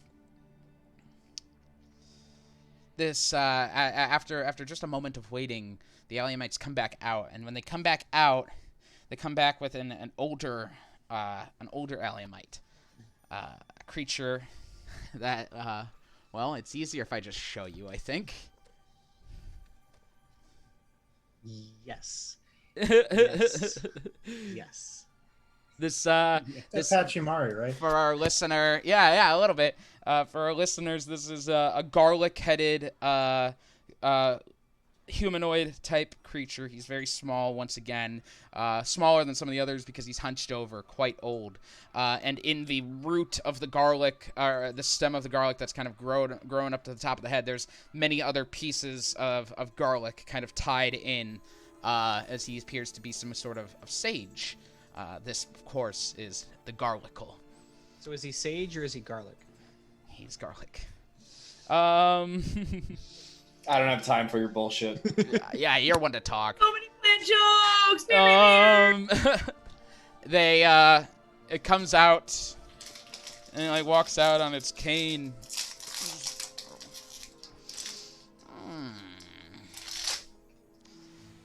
Is it easier to speak in common? Yes, Oh, thank God. Many of my flock and many of my garden does not know common, as they do not need to. But I have practiced the tongue. They told me that you have talked a peat mammoth down. Yes. It was nothing. It turns out that it was, well, I don't know exactly, but my own people were within it. I was able to convince them to lay to rest finally. You are the Cynwrig. Wait, are you talking in Sylvan? I'm in common now, yeah. speaking in common. Okay. Did you have something to say, Dragonborn? Oh no, I wasn't speaking in character. Oh. I wasn't sure if the whole conversation was in. I know that Seth mentioned that he understood something, but Yeah, we're in I should common. check. You are the Cynwrig. I am. I was, yes. Very good. Yes, it is good you've come back. This is, after all, your mess. Yes. What exactly happened? What is this emperor they spoke of, and why did they take such a form? Normally, a forest emperor is a creature that is spawned when a child of Yggdrasil discovers the corpse of a dragon. But the Feywild works in mysterious ways, and as such, sometimes rules can not just be bent, but broken. And in this case, a child of Yggdrasil stumbled upon your tragedy. And the spirits, the restless of the Treeskin, improperly buried, they latched on to the child and morphed it as if they were a corpse of a great and powerful beast. The child of Yggdrasil transformed into a dark and powerful forest emperor, one larger than many we have seen. We have done our best to try and keep it at bay, and try to assist the ones who escape without bringing as much harm as we can. But the swamp has begun to grow. Already, your former camp is a part of it. Water flooding into the forest. Why is the swamp growing? What caused this? The Emperor. It is spreading its pain. Well, is the Emperor not now gone then? No, it is there. Oh, that the peat mammoth was just a part of it. The peat mammoth is not the Emperor. It is just a creature of a swamp. Oh. Peat mammoths are what happen when restless spirits form together on moss and peat. They drag this creature, this plant creature, through wherever they can, aimless, wandering, confused and scared. This is why a peat mammoth is not evil. Just sad. So the spirits of my people were, I want to make sure I understand this, were developed into two separate creatures, the Okay. peat myth and the forest emperor? If your peat mammoth had spirits of your treeskins, there are only a few that managed to escape the true wrath that took your people. I see. Most of them, if not almost all of them, were taken by the Emperor. How can I free them from this pain? Man. Unfortunately, there's really only one way. One way to truly put them to rest. And that is through the Forest Emperor's destruction. You see, it is not necessarily undead. It is an aberration. The child of Yggdrasil is the true form. It is something the spirits can manipulate and twist and turn to their liking. The child is already dead, but it does not know it yet. It listens to the mad rantings of your restless spirits. In order to put your people to rest, you must destroy that which they have latched onto.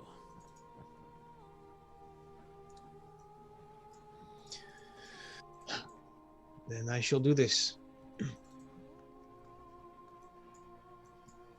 What else should we know about this Forest Emperor? Is it strong or weak against anything? Does it have any weak spots? You see, he kind of like pulls out a staff and begins to shake it, and some herbs just kind of fall onto the ground as they do. And he looks at it and consults it and just kind of sits cross-legged looking down at it. Just, I see here that acid and cold are ineffective. Forest Emperor is easily camouflaged. It has a keen smell. It has the tail, that of a rattlesnake, which strikes fear in the heart of those who hear it. It has no weaknesses, apart from that of weapons and magic that can destroy it. But that is not a vulnerability. It is just to say that it can be destroyed.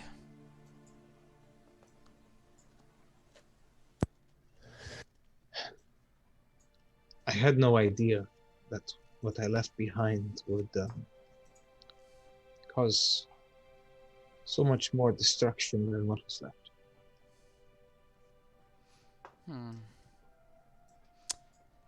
Those who are in your position never do.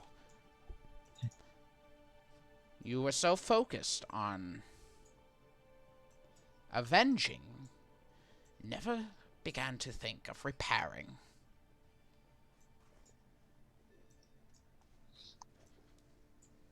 All right. I know. But I will start now. Whoa, this guy's really smart. I am He's very super smart. wise. You're wise. You're a wise man. Or creature. I am a wise piece of garlic. I am not man nor woman. That's why I corrected myself. I said creature. I apologize. It is okay. It is okay. Joe, listen, it is, and all of you, it is a great honor to be in front of you. What may I call you? You may just call me Garlicle. Oh, wonderful. I really don't want to. Great Garlicle.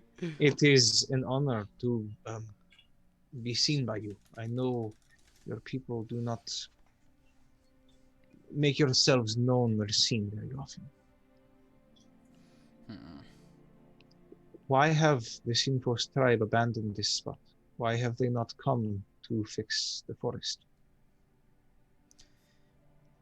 The Sinfos...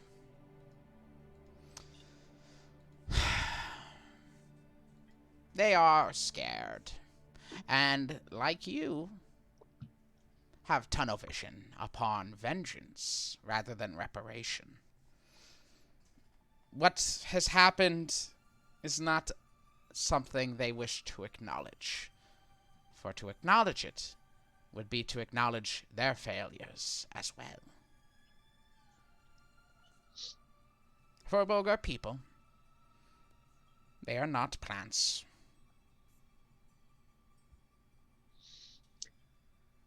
As such, they are flawed.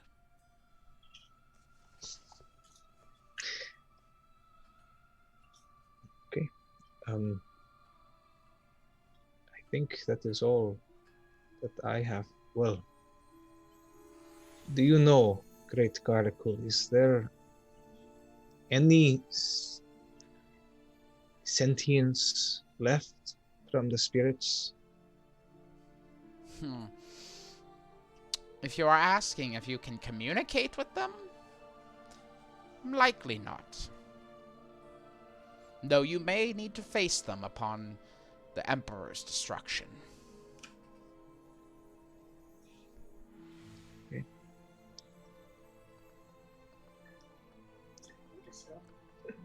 Then I guess, where can we find it? My people will lead you there. And if you do this, and you do this right, I shall grant one of you, need not be you, Cynwrig, a divination. How do you mean? I shall divine a single question that you have. This is a great reward. Dibs. We can discuss. I got a question. Where is your god now? And I burn it to the ground. No, I'm kidding. We don't have gods, we're garlic! It's a god. You tell me they don't worship Emmerich? Godly. Okay, so you said the right way to do this. What is the right way to do this? Because you said destroy it, and when somebody tells me to destroy something, I just beat it. Should This I not do thing that? is an abomination of dead spirits. It is, like the great Garlicle said, not undead itself, but basically undead. It is a mistake that I allowed to exist, and it should be laid to rest peacefully. Ooh, the word mistake makes it sound really, never mind. I'm just gonna gloss over the. So I beat it then, yes? I beat it up, I kill it, what do I do? You may hit it, human. Okay, We are thank aware that it is all your kind know how to do. Whoa, well, hold on. Yes, no, that is very true. No, that's a very big generalization. Nay, double nay. This is problematic statement. But I am trying to be better about just running in and hitting things because it upsets people. It's just not even true. Grimold shoots it. He never hits it once. And he kind of shakes his staff. And he looks at the herbs that fall. And he looks at you, Joe, and he goes, are you afraid of running in and hitting things because it upsets people?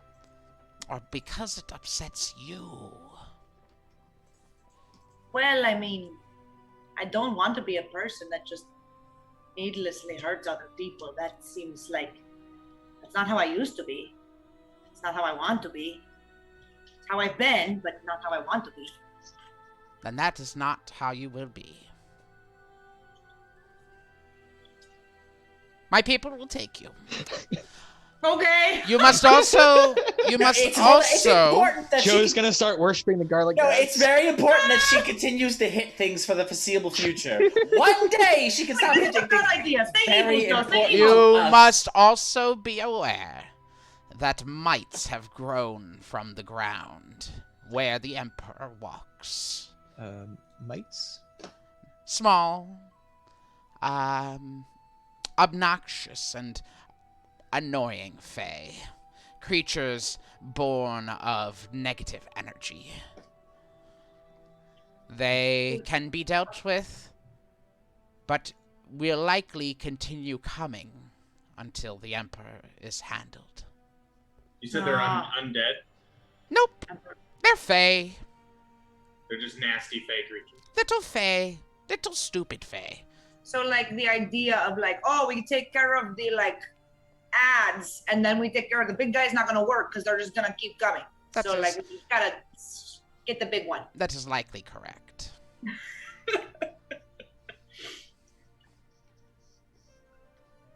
Wave complete. All right. And he speaks in Sylvan. Please take these people to the edge of the swamp, where the Emperor resides. You must not go in. Let them go themselves. And they go, yes, Garlicle! They all say at once. You may leave. And he turns around and walks back into his tent. So like, what's our plan of attack here, guys? We just like go in and be like, hey, yo, Emperor! I'm sorry you threw off the Emperor's crew. Sorry! Is that? Yeah, basically, I think. I don't know exactly what we face. But I cannot put into words how appreciative I am that you will all face it with me. Well, I mean, when I was on the path of vengeance and then was seeking to free my father's soul, y'all were there for me, so I got you, fam. And that time Zook got kidnapped by Mouse Mosigrid, you guys were there for... Well, you will be there for me. You disappeared and we tried. We will do it, though. We promise. I promise. All right. So shitty. The Alliamites grab you all once again and begin to lead you out of the camp and further south. Not much further, but I do need everyone to make one Constitution save, as you have been traveling for over 8 hours now at this point. Oh, jeez. Oh, crushed it. Mostly because I'm riding Dozer. Not great at these, so. Demetrius? What's that? 9. You're going to take 1 level of exhaustion. Mm. Mo? Oh no! God damn it! I guess I didn't even realize it's been that long. We probably could have talked to him about resting. I didn't. Sorry, guys. It's fine. I'm useless anyway. I have literally only rolled under weapon 10s. that you already don't have proficiency with. Exactly. That's good. That's good. I really think that the Moke. next thing needs to be helping other Demetrius. Yeah, I think he gets Guys. Moke. Moke got a 22. Cinna got a 17. All right. Varus?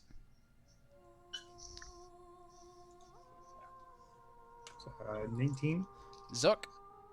21. Joe? 21. 21. Aldous? 21. 10. You got a 10. You're good. Zane? 7. That's a level of exhaustion. Grimold? 24. You're good. And Dozer? 23. You're good. All right. That's just it's not too bad. It's just a disadvantage on ability checks, so you'll be fine. So Zane, my god's an asshole. What's your excuse?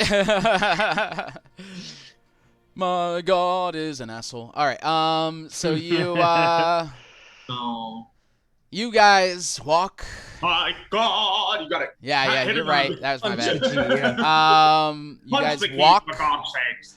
down south, and as you do, you begin to see the trees change.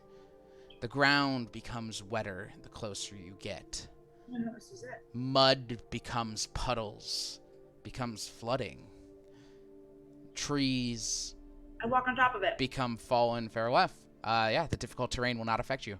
I can help all of us with difficult terrain as well. All right, how so? With the ranger Fucking like ability. this. Let me double check what it's called. There is one. Because I remember I forgot Alright, about wow, that. you're gonna- Land stride, it's called. All right. Moving through non-magical difficult terrain. Oh, wait. It's you, just right? me. It's just me. I'm sorry. I have just something I wanted to say real quick though. If you're done, I mean, Go I ahead. don't want. Yeah, no, say something. Okay, I just don't want to miss my chance. You're good. So listen, remember, you talked about the rattlesnake tail. So steel yourselves against this fear. Yes. Do not be afraid. We will get out of this just fine. Maybe plugging the ears. I know, Demetrius, you used to be able to help with such effects, I believe. I don't know if Varys, you have any protection against. Oh, the just like, don't bring it up. It's still sore. I'm sorry. We will help you as well. I just.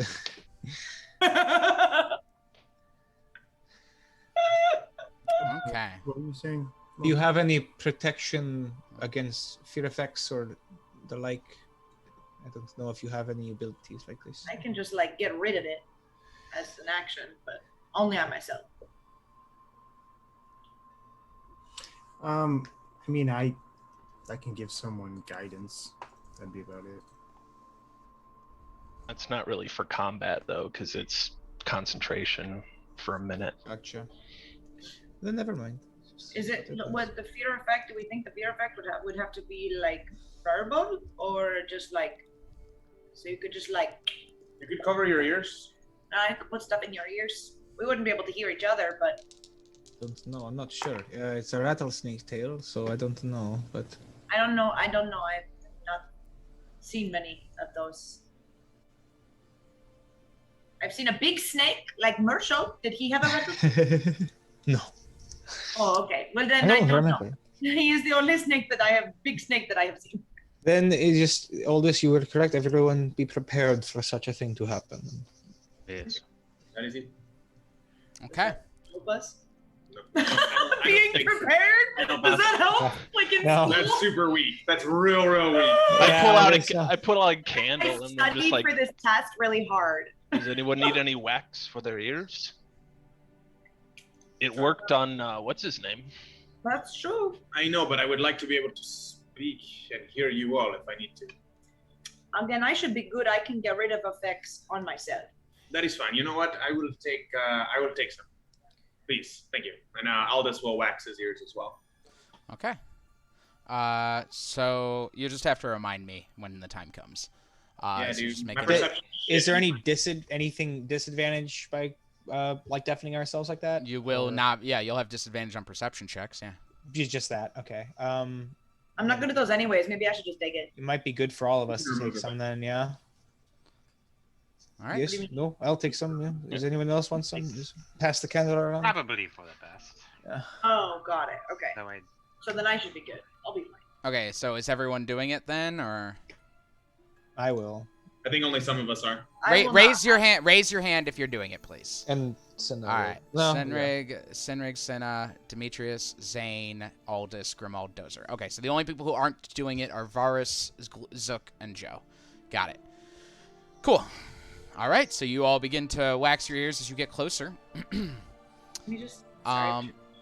Like I had said, the water begins to get higher as you walk into this flooded area. The trees begin to become more and more dead as you pass through.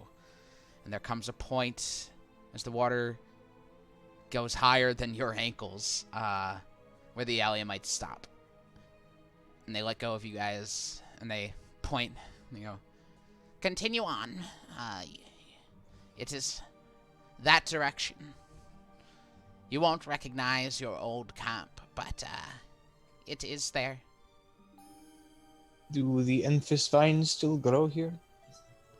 They are dead. They've turned to thorns.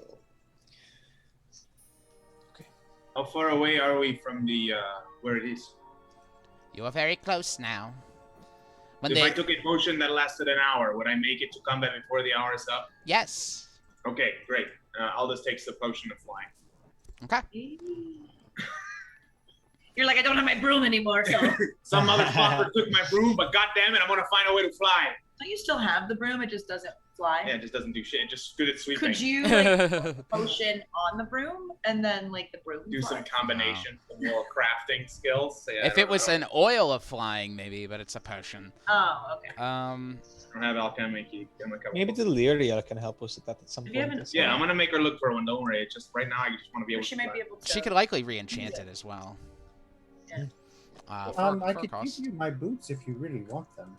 No, you. No, I'm okay, man. I got a potion. It's good. Let's go though, because I just took it. So. All right. Well, I want He's like, to hit. I got my pre-workout already going, so like I really got to get started. I really want these shrooms to hit just right when we get into this battle. All right, you all walk. Continue walking. Go ahead and arrange yourselves for me on the battle map over here for how we are entering this area. You could kind of choose wherever you want to be as you walk. But do that quickly, please. Oh look, I am. I can be. I am not on here. Which direction are we traveling? Why aren't you on there? That's weird. Because I wasn't here for the last battle. Like this way? You're traveling. You're actually going to be traveling south, so it's actually you're going to start up here. I can be towards towards the front. I'd like to be up at the front. Yeah, definitely up front. And I don't have control, by the way. Also. You do. I mean, I can be. Oh yes, I do. Never mind. I don't have control of it either. Okay. Walking 3 abreast. Are we going this way on the map, or are we going this way? South. I can move Grimald. We don't need to No. go. I am faster than everybody, so I can go a little bit down. Then I would have levitate at least. Should we like spread out for like AOE? Yeah, I'm flying too. Right? Right? Just You think Joe is always doing that thing where like she just naturally walks faster than everyone, so she has to keep like slowing herself down? it's like, oh guys, come on, Really annoying. on top of the water It's too. an expert mission in a fucking video game. You just keep having to he just goes faster than your running speed, or faster than your walking speed, but slower than your sprinting speed. All right, is this the arrangement, everyone? I don't have much control. How much? How wide can we go? I guess. Zook, you now have control. Grimald, you now have control. You could go anywhere on this map. I don't care. I need to know where you what's the formation that you're all walking. You could be walking ahead of everyone. You could be walking way behind everyone, but I need to know. I'm happy where I am, but Ben just noticed that I am flying. I'm sorry, Cynwrig. Can you please stop? I have to be ahead of you. All right. I'm okay. We'll say you guys are even. Let's just say even here as you guys right continue there. to try and Good, walk perfect. ahead of each other. Awesome. I'll be right there. Okay, it settles it. Why is Cynwrig having a full All right, race? lock in your answers. And I don't have All right, I'm locked control in. of Zane either. Splitting them out. All right, you're done. That's where you are. Done. That's where you are. All right. I will turn this battle map around. And then you'd be in the lead. I'm glad we were both trying to do the same exact thing. Aldous and Varus, how far above the water are you flying? Just hovering over it right now, or? I'm 10 feet up. Okay, 10 feet Yeah, up. I'm also going to be about. I already marked myself. Oh, nice, awesome. Yeah. I don't know how to do. I'm just on top of it. I don't know. Yeah, you're fine. You're just on top of it, Joe. Okay. The rest of you, this is difficult as you're kind of trudging through this sludge as you're going. As you look around, kind of for this thing, listening, you don't really see where it could be. You don't hear anything. Does anyone want to do anything? Is there anything about this spot that I remember, or does any of it look familiar? As you're walking, Cynwrig, it does begin to look a little familiar, though the evidence that you were once here is gone. Some of these trees look really burnt. Mark, just say that next time. You can speak. It's okay. I did. Yeah, he did a couple times. Yeah. Oh Yeah. well, sorry. That's All okay. right. I didn't want to keep saying it and be annoying. So. No, next time just keep saying it. You're good. If I don't acknowledge you, I didn't hear you. So. Specifically, perhaps where I would have buried Dalen and Pren. Unrecognizable. The bodies are likely below the water at this point if they stayed buried at all. And it kind of sickens you to think about that, because it's likely that, with enough water like this, it's incredibly likely bodies could have been washed up to the surface. It is haunting. Everyone roll perception checks for me, please. Oh yeah, I was gonna say. At disadvantage, right? I want to say out Some loud. of you, whoever, if you're exhausted, you have disadvantage. Oh yes, and if anyone who has wax in their ears, so everyone except Varus, Zook, and Joe has disadvantage on their perception checks. What were you saying, Joe? I realize that not many people will hear me, but I'll say just out loud. I'll say, I don't know what this thing looks like, but it might be under the water, so just, I don't know, be ready for that. And I like motion, like I point down to the water and be like, Okay. to everybody else. All right. Demetrius, what did you get? How long is that? 18. Moke? 23. Okay. Varus? 7. 7. Zook? 11. Joe?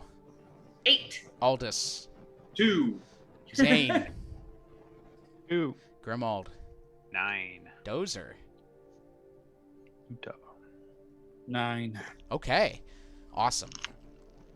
I'm really good. As you all are walking, Dozer and Cynwrig and Zane especially, you're up here. There's actually, you don't see it, but there's a tree right here as you're kind of walking around it. And as you're moving, you begin to see the water ripple. And as you approach that area, the smell of freshly turned soil and bubbling sulfur accompanies as this terrible tree begins to move. An amalgam of wood and flesh begin to rise from the water, vaguely reminiscent of a giant centaur with bony wooden limbs, vast draconic wings unfolding from the creature's back. And it bears a serpentine tail ending in a cone-shaped rattle. As you see this gargantuan forest emperor appear before you. It's little. Literally Holy was shit. right here. I had actually marked it on my notes. So as it rises up in front of you, Cynwrig and Dozer, I need everyone to roll for initiative. However, none of you saw it coming, so it gets a surprise round. I can't be surprised. We have weapons of warning. Oh, Everyone you in our sons group of is protected bitches. from that. Boom. Well, it's those with the weapons. No, it protects the party. Oh, it does? It says it under the weapon, yeah. All right, fine. Roll for initiative. Your weapons glow right before it begins to Okay, ripple. I'll even be more fair. It's within 30 feet of us. I So am unable that's to be the- that surprised is the because of fair. my thing.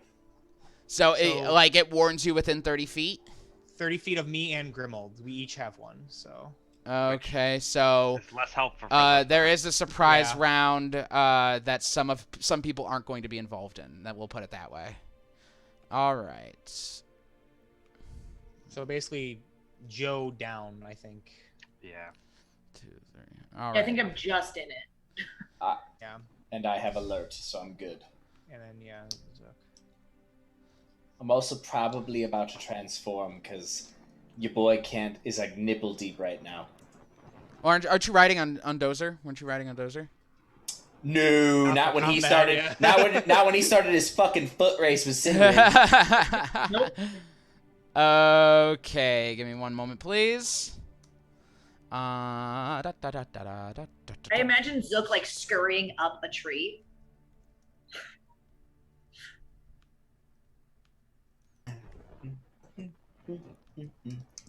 Gotta look up. Where would that be? They probably wouldn't after seeing a giant tree turn into that thing. So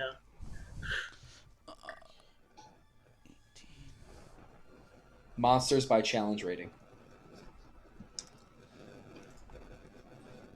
Who's blowing into their microphone?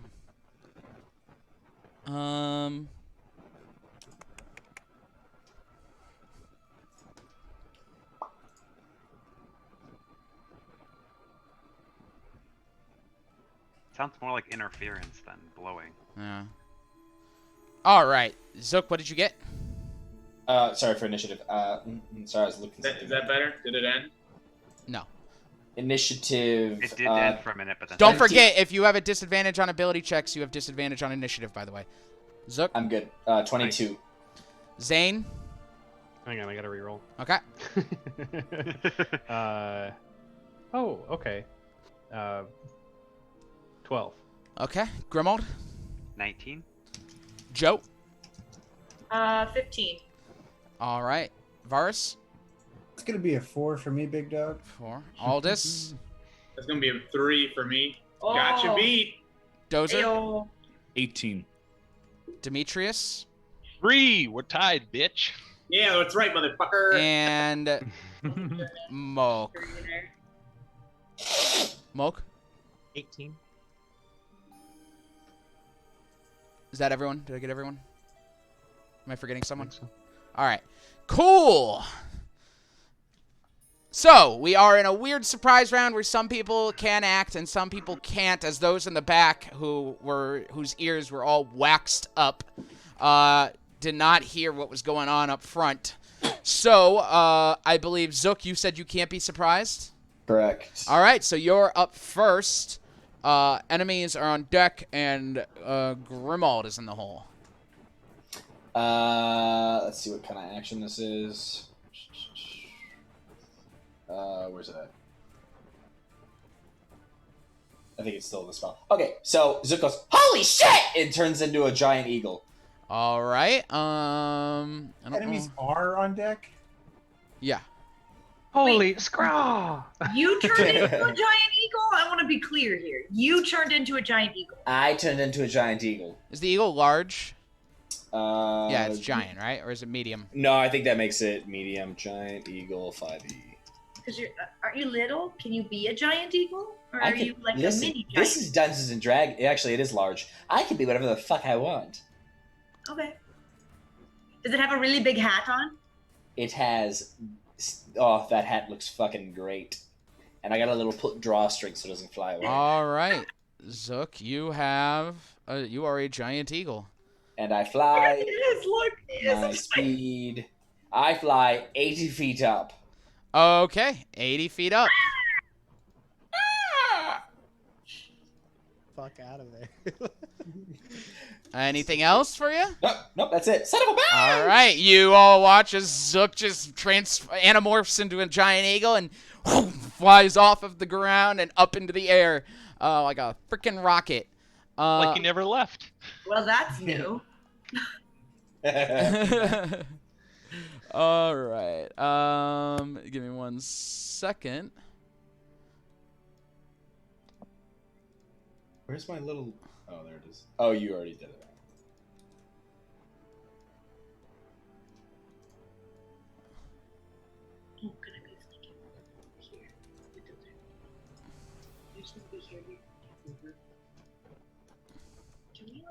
You know, I'm now realizing that this thing has wings. Yes, it does. All right. So, enemy is up, Grimold is on deck, and Dozer is in the hole. As from underneath the water, 10 little creatures just come out of the water. You see these gray little idiots just they start swinging their weapons around, their little daggers, as they begin to surround everyone, just kind of rushing, just kind of climbing around on the driftwood and shit like that. So we are going to go with 5, 10, 5, 10, 15, 20, 25, 30, 5, 10, 15, 20, 25, 30, 5, 10, 15, 20, 5, 10, 15, 20, 5, 10, 15, 20, 25, 5, 10, 15, 20, 25, and 5, 10, 15, 20, 25, 30. All right. As they all begin to move forward, climbing underneath the Forest Emperor, moving quickly, just being swinging their daggers. I've got, looks like 2 attacks on Zane, so I'm going to do that really quick. Oh, there's my other d20. Zane, I've got a 15 and a 13 to hit you. No and no. All right. 2 attacks on Cynwrig. A 21 and an 11. 21 hits. Okay, it's going to deal, as it hits you with its dagger, for 4 piercing damage.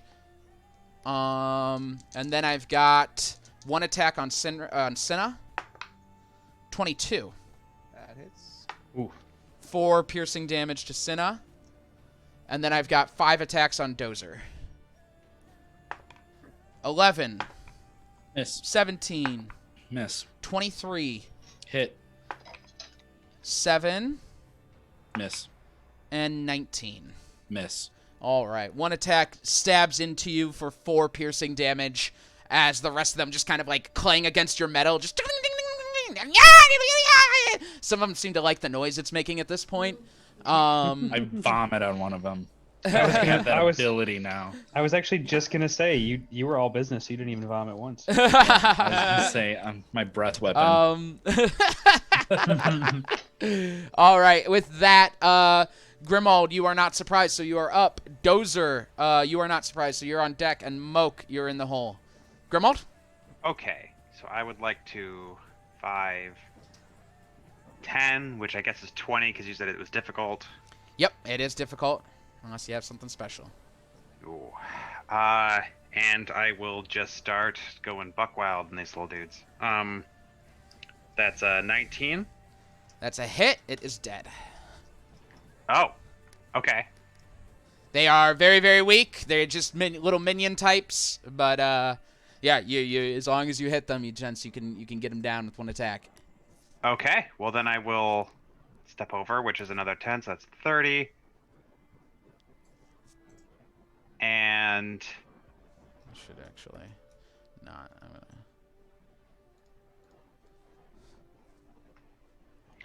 If that's the case, then it is at another attack, 18 on this one. That hits. It is down. Okay. As you hit them, they just kind of puff into dust, and just kind of the dust lingers onto the water. Okay. And then a 16 on this one. That'll definitely hit it. Okay. And that will be my turn for now. Alrighty. Don't know what to expect. The poof noise was funny at first, and then it became like a little horrifying. All right, that ends Grimald's turn. Dozer is up. Yep, Dozer is up. Moke is on deck. And Joe, are you within 30 feet? That's 5, 10, 15, 20. Yep, you are. So you're in the hole. Okay, these 2 guys. Attacking. All right, go for it. All right. 25. That'll hit it. And 14. That will actually hit it too. So. All right, both of those. Poof, poof. Poof, right. Poof. They're just gone. The dust lingering onto the water. Anything else for you? That's it. All right. Let's see. Moke is up. Joe is on deck, and Zane is in the hole. Moke? Remember, the mites will keep spawning. So leave area of effects for the mites and big single damage go for the Emperor. I have wax in my ear. I can't hear you. Remember, the mites will keep spawning. It's like looking around. Okay, and then I point at Dozer, and I point at Gribble, then I point at the Emperor. Okay. So yeah, I'm going to. Is Cinna's ears waxed, by the way? Yes. Okay.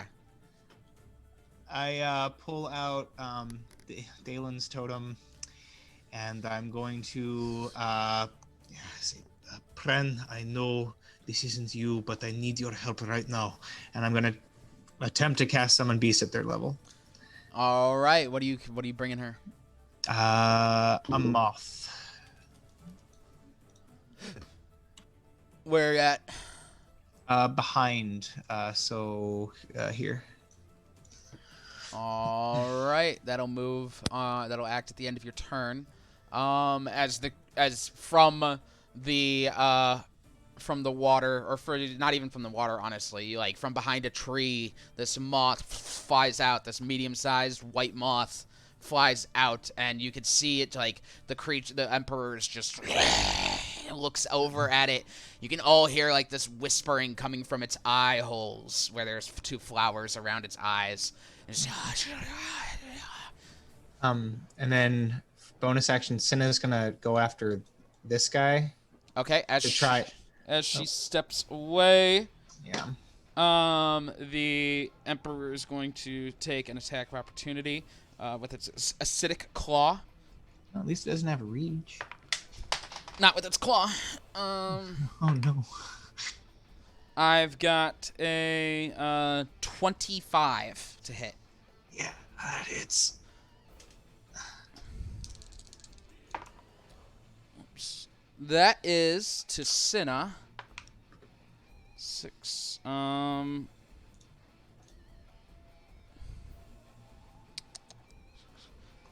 Sorry, 12 slashing damage. Jeez. Plus okay. 5 acid damage. So 17 total. Mm-hmm. Okay. Then it does that. I'll use my Sentinel ability to attack of opportunity the Forest Guardian or Forest Emperor. All right.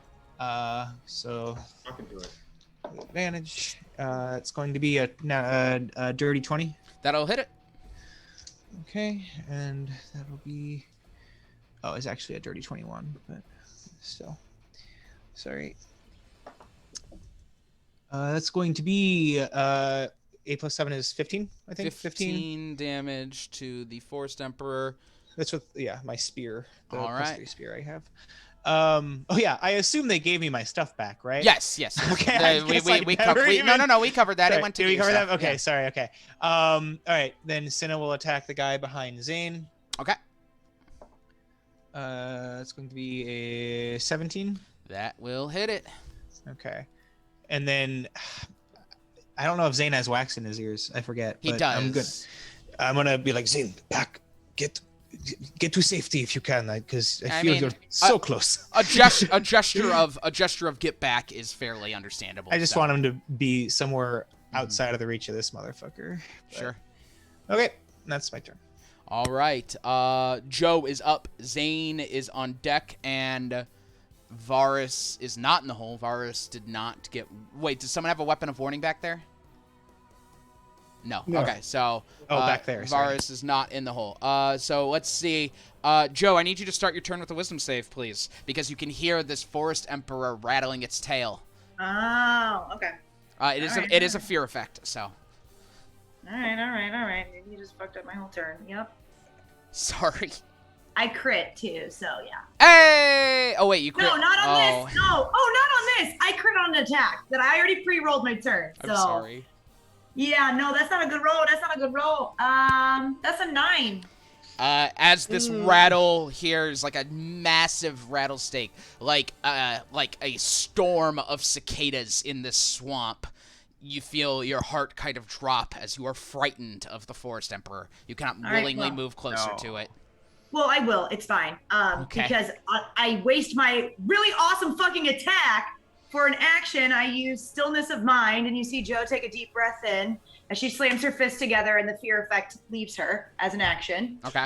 And I'm going to run. I still have a bonus action. I still have movement. So my bonus action, as I hit and the fear effect went away, my tattoo lights up and tendrils start coming out away from me. So my reach is now 15 feet. Okay. And I'm going to go 5, 10, 15, 20, 25, 30, 35. So I'm flanking now, technically with Dozer. She runs on water. Oh, I'm running on water right now. That's the coolest. I forgot that. I'm a monk. Nothing applies.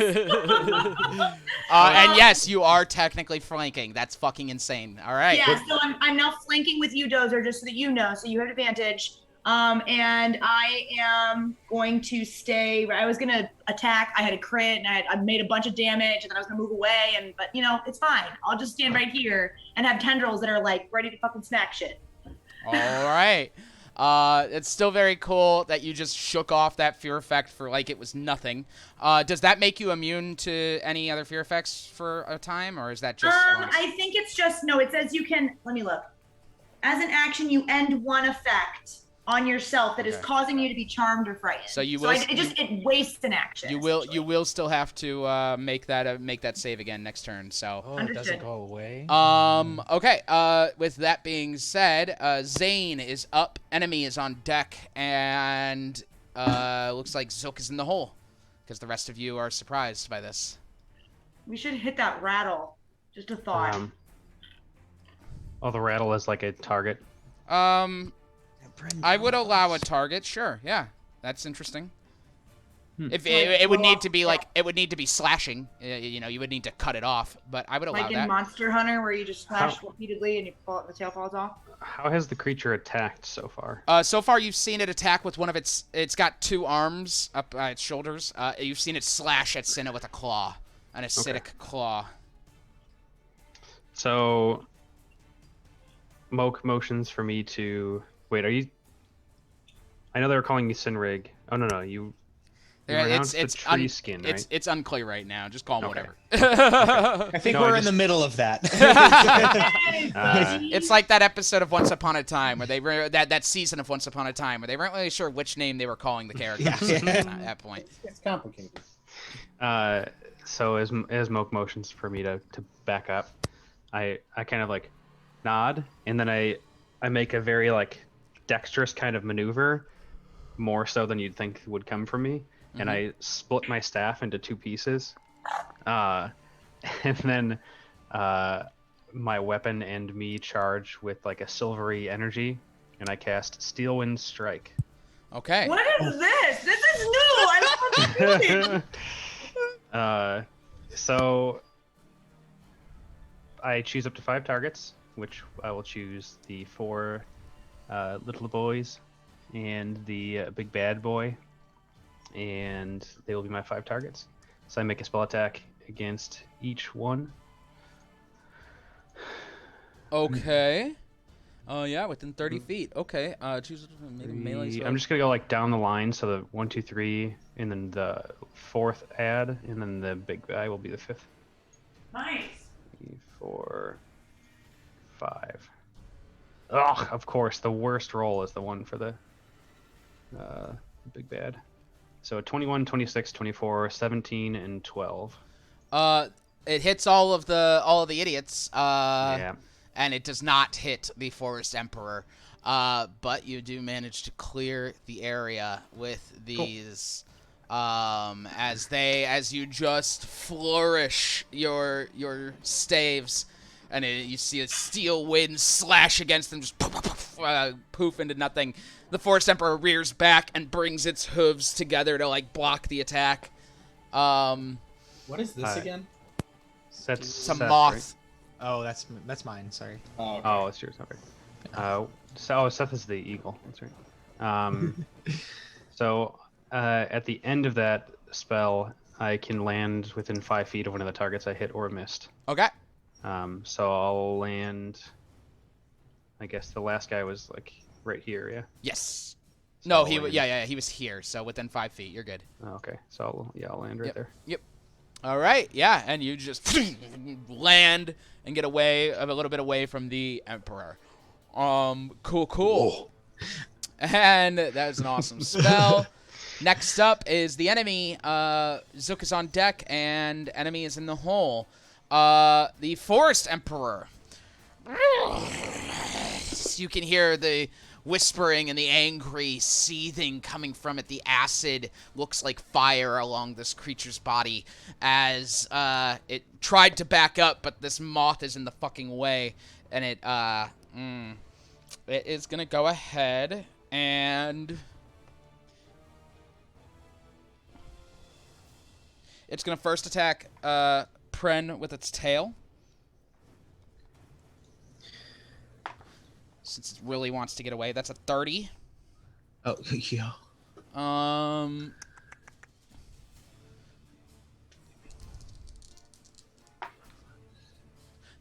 23 bludgeoning damage. Okay. She has like 2 health left. Annoying. I forgot about flyby. I should have. I forgot to have her go at all. I completely forgot. So you did. You know what? You can take her turn because you forgot that. It's been so long. No. If you're willing to give it to me, turn. that's fine because I will have her flyby attack. Yeah. All right. Then she's gonna attack and then fly up. But so 18. 18 will hit. Then that's 9 piercing damage. 9 piercing damage. Cool. And then she'll fly up. How tall is he? It's about 20 feet tall. Then it doesn't. So then I guess 30 feet. Yeah. She'll go 30 feet up. Right. 30 feet. 30 feet into the sky as it flies up. Okay, now it is the Force Emperor's turn, and now it can actually back up. So it's going to back up 5. Wait, what's Wait, moving? you know what? It's not going to back up. It's perfectly fine right here, actually. I've changed my mind. No, it's going to. Because that's more interesting. It's actually going to go 5. Attack of opportunity. For you? All right, go for it. Yeah, because I have 15-foot reach right now. Do I still get that advantage since I'm flanking with Delta? Yes, that does count because it was there. You're basically attacking it when it was in that spot. So. Cool. I rolled the same thing twice. 22. Hits. All right. And I do have my force damage that I can add to that. 7 bludgeoning plus 5 force damage. 12 altogether. All the tendrils. Smack, smack, smack, smack, smack. They just all bitch slap it. That magical, correct? What was that? I'm sorry. That was all magical, correct? Yes, all of my melee attacks are magical. All right, yeah. So you whip it as it backs away, moving away from you and Moke, and then continuing to step away. 5, 10, 15, 20. Isn't that you, Dozer? 25. It's gonna land right here. Yes. Thank you. You're welcome. Little attack of opportunity. You look like you were zoned out a little bit there, but I am extremely zoned out right now. Okay. Pay attention. What do you got? It's bad brain. 28. 28 hits.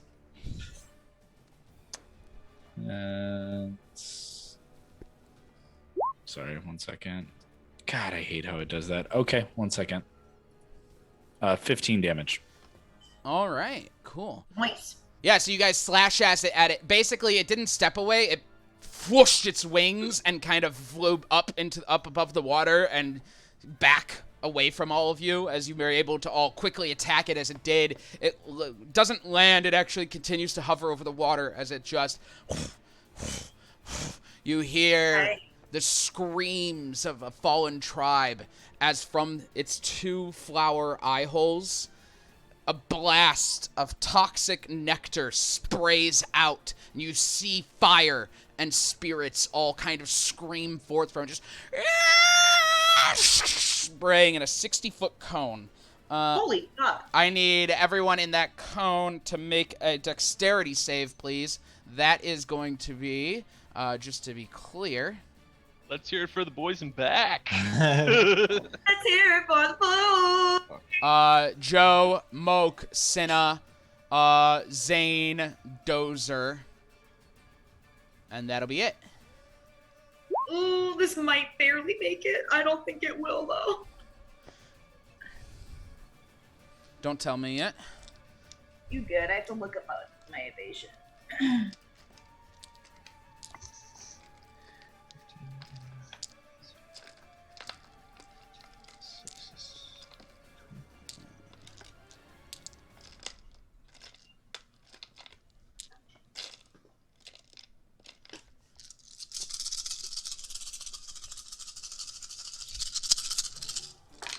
Oh, okay, nice. Asian rules. Alrighty. Awful roll.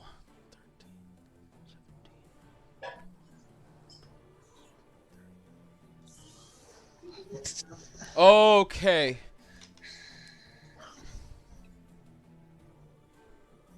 All right. Joe, what'd you get? 15. 15. You fail. You're gonna take 39 acid damage. I take a half actually because of evasion. All right. You're gonna take 20 acid damage. All right. Cynwrig, Moke. Cynwrig, Moke, whatever, got 21. Cinna got an 11. You succeed. She fails. 39 for Cinna, 20 for you. Dozer. Okay, I used Indomitable to roll again. I got an 18. That is a success. You're going to take 20 acid damage. Got it. And then Zane. 12. That's a failure. You're going to take 39 acid damage. Oofa doofa. All right, and that will end its turn. Starting at the top of the round, Zook is up.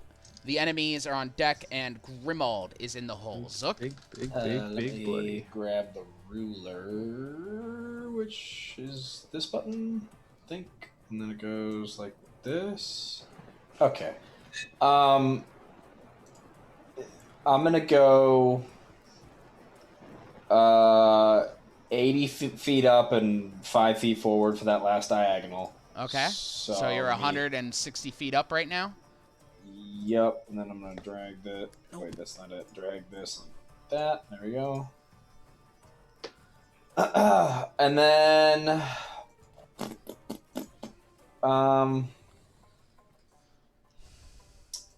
Hedge Witch from that 80 feet that I was... Well, actually, I'll say she was still on the ground because I didn't say I was going to have her fly up with me. You need a Hedge Witch piece, don't you? Yeah. Sorry, one sec. Nah, that's good. Here she is. And through Hedge Witch, I'm going to cast... Alright, you said she's not just back on the ground where you were? Yeah, because I didn't say I brought her up with me. Alright. So there she is. You can control her. She's going to cast...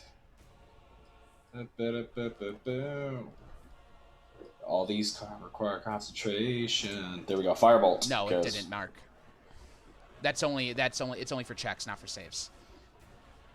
So then I rolled a 19 then, because I did roll a disadvantage. Okay, you're gonna only take 20 then. So give yourself 19 back. Thanks. Oh, you whore! I was so close. 17 to hit. 17 will not hit it. Okay, I miss, and Hedgewitch goes whatever her fly speed is up. 5e owl. I believe it's 40. Yep, 60.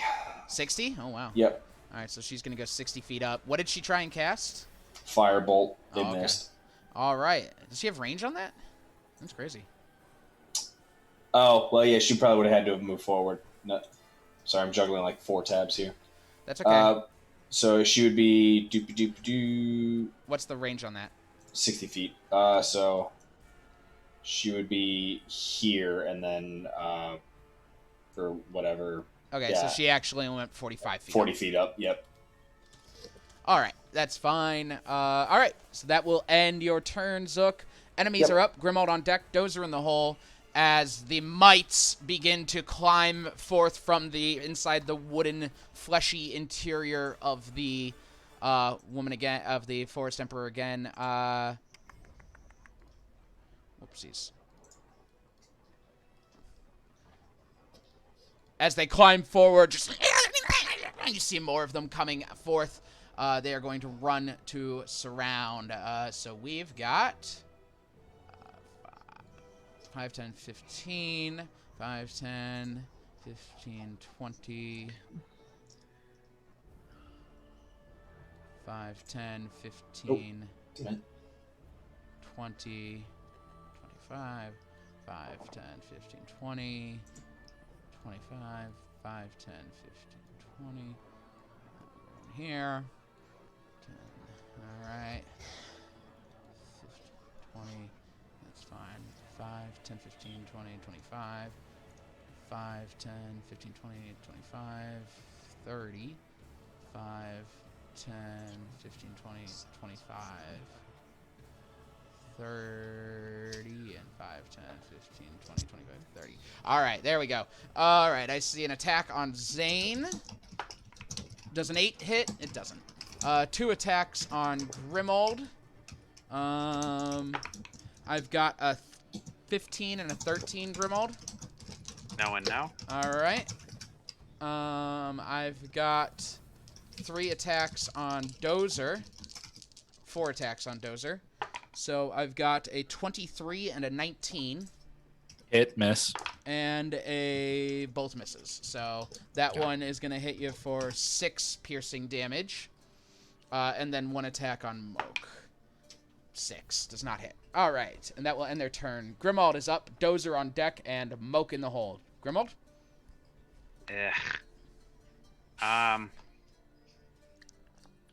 Oh, stupid little things. I was gonna say this opportunity attacks galore. This is insane.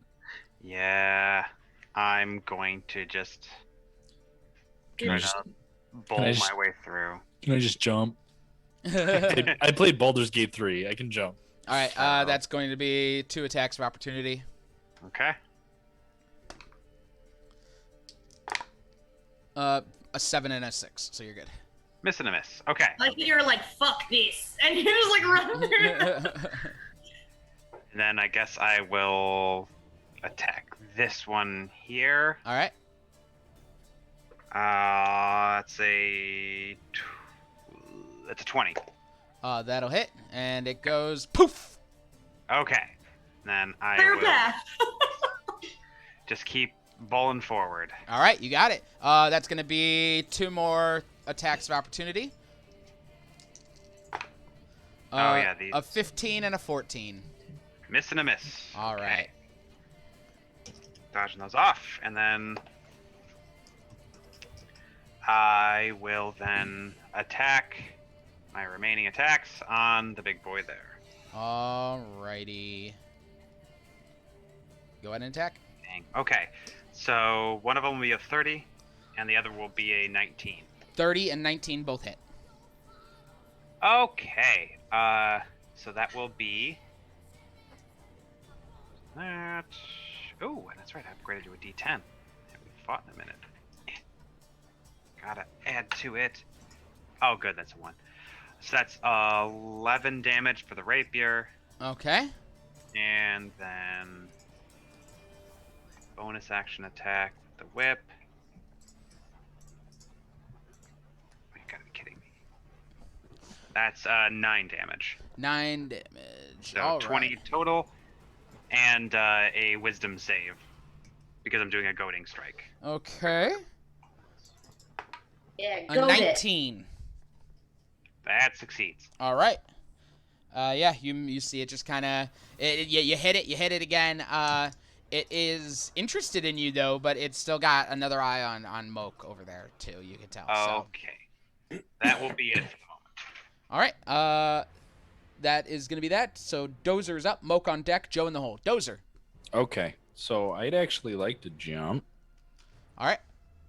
I'd like to do that now. Is it just my move action? Yeah, How far? you don't have a running jump though, so No. you get for your long jumping, right? You're jumping over one.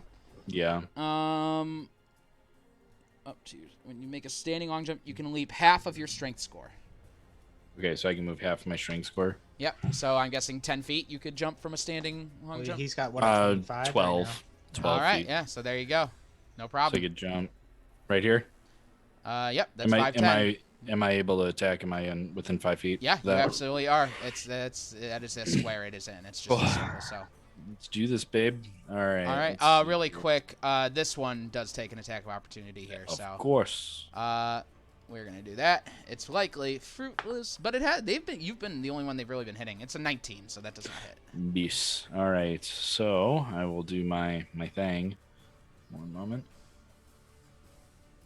Okay. Go. So that is a 20. That'll hit it. All right. And a 13. That will not hit it. Okay. Let's do the attack. Okay, so that is 25 damage. All right. As you slash into it across its chest, it reels up, just slams back into the water. It's technically flying, but still. All right, so that was effective, right? I could tell that's effective. Yeah, you heard it. It didn't. All right. Didn't resist anything. All right, I'll take a big breath. Swallow down my digestive tract and take another action surge. Go for it. Start attacking again. All right, so that is 19. Hits. All right, and that's a natty 1. Fun. Okay. Next attack is disadvantage. Surge. Wow, that sucks. Okay, so let me see. Plus 10 to whatever. That's 25 damage. 25 more damage. 50 damage total, baby. Yeah, you still hurt it pretty bad. It is definitely bloodied at this point. You see, like, bits of acid as you slash into it. Spray out. I wonder what that tastes like. It hits the water. It burns. It hits the water, and you watch as the water bubbles in its essence. You hear the screams of creatures being released as the acid hits the water. I have a tongue, right? You do. Be like, but it's still, you always had a tongue. It's a metal tongue. You can just taste with it now. What? I had a tongue. I didn't have anyway. Whatever. I don't know. Just fucking, I don't know. Whatever the fuck you want. Just go with it. Just go with it, dude. All right. That will end your turn. Moke is up. Joe is on deck. Zane in the hole. Okay. Sorry to Bless the you. surprise crew. I feel bad. I just realized you guys haven't acted yet. I'm sorry. Yeah. Okay, so first Cynwrig is gonna 5, 10, 15, 20, 25, 30, 35, and get over here. Okay. I don't know if that one wants one yeah, or where not. you moved from I where was again? here. You were I was here, here. so that's one attack of opportunity. That's a 9. It doesn't hit. Does not hit. Okay. Perfect. And that leaves room for Cinna then, who can get 5, 10, 15, 20, 25, 30, 35, 40, and is going to charge attack from here. Okay, sounds good. Okay, so I did some, let's see. Okay, so I got Cynwrig's first attack is a 25. Hits. And that's 15 damage. All right. And then? Second attack is a 19. A 19 hits. Okay, and that's 10 damage. All right. And then Cinna's is a dirty 20. That'll hit. And that's 16 damage. Woof. Nice. You slash once across its chest. You hear screams and cries, creatures yelling out in giant "Why?" as it screams out. You slash across it again. Traitor!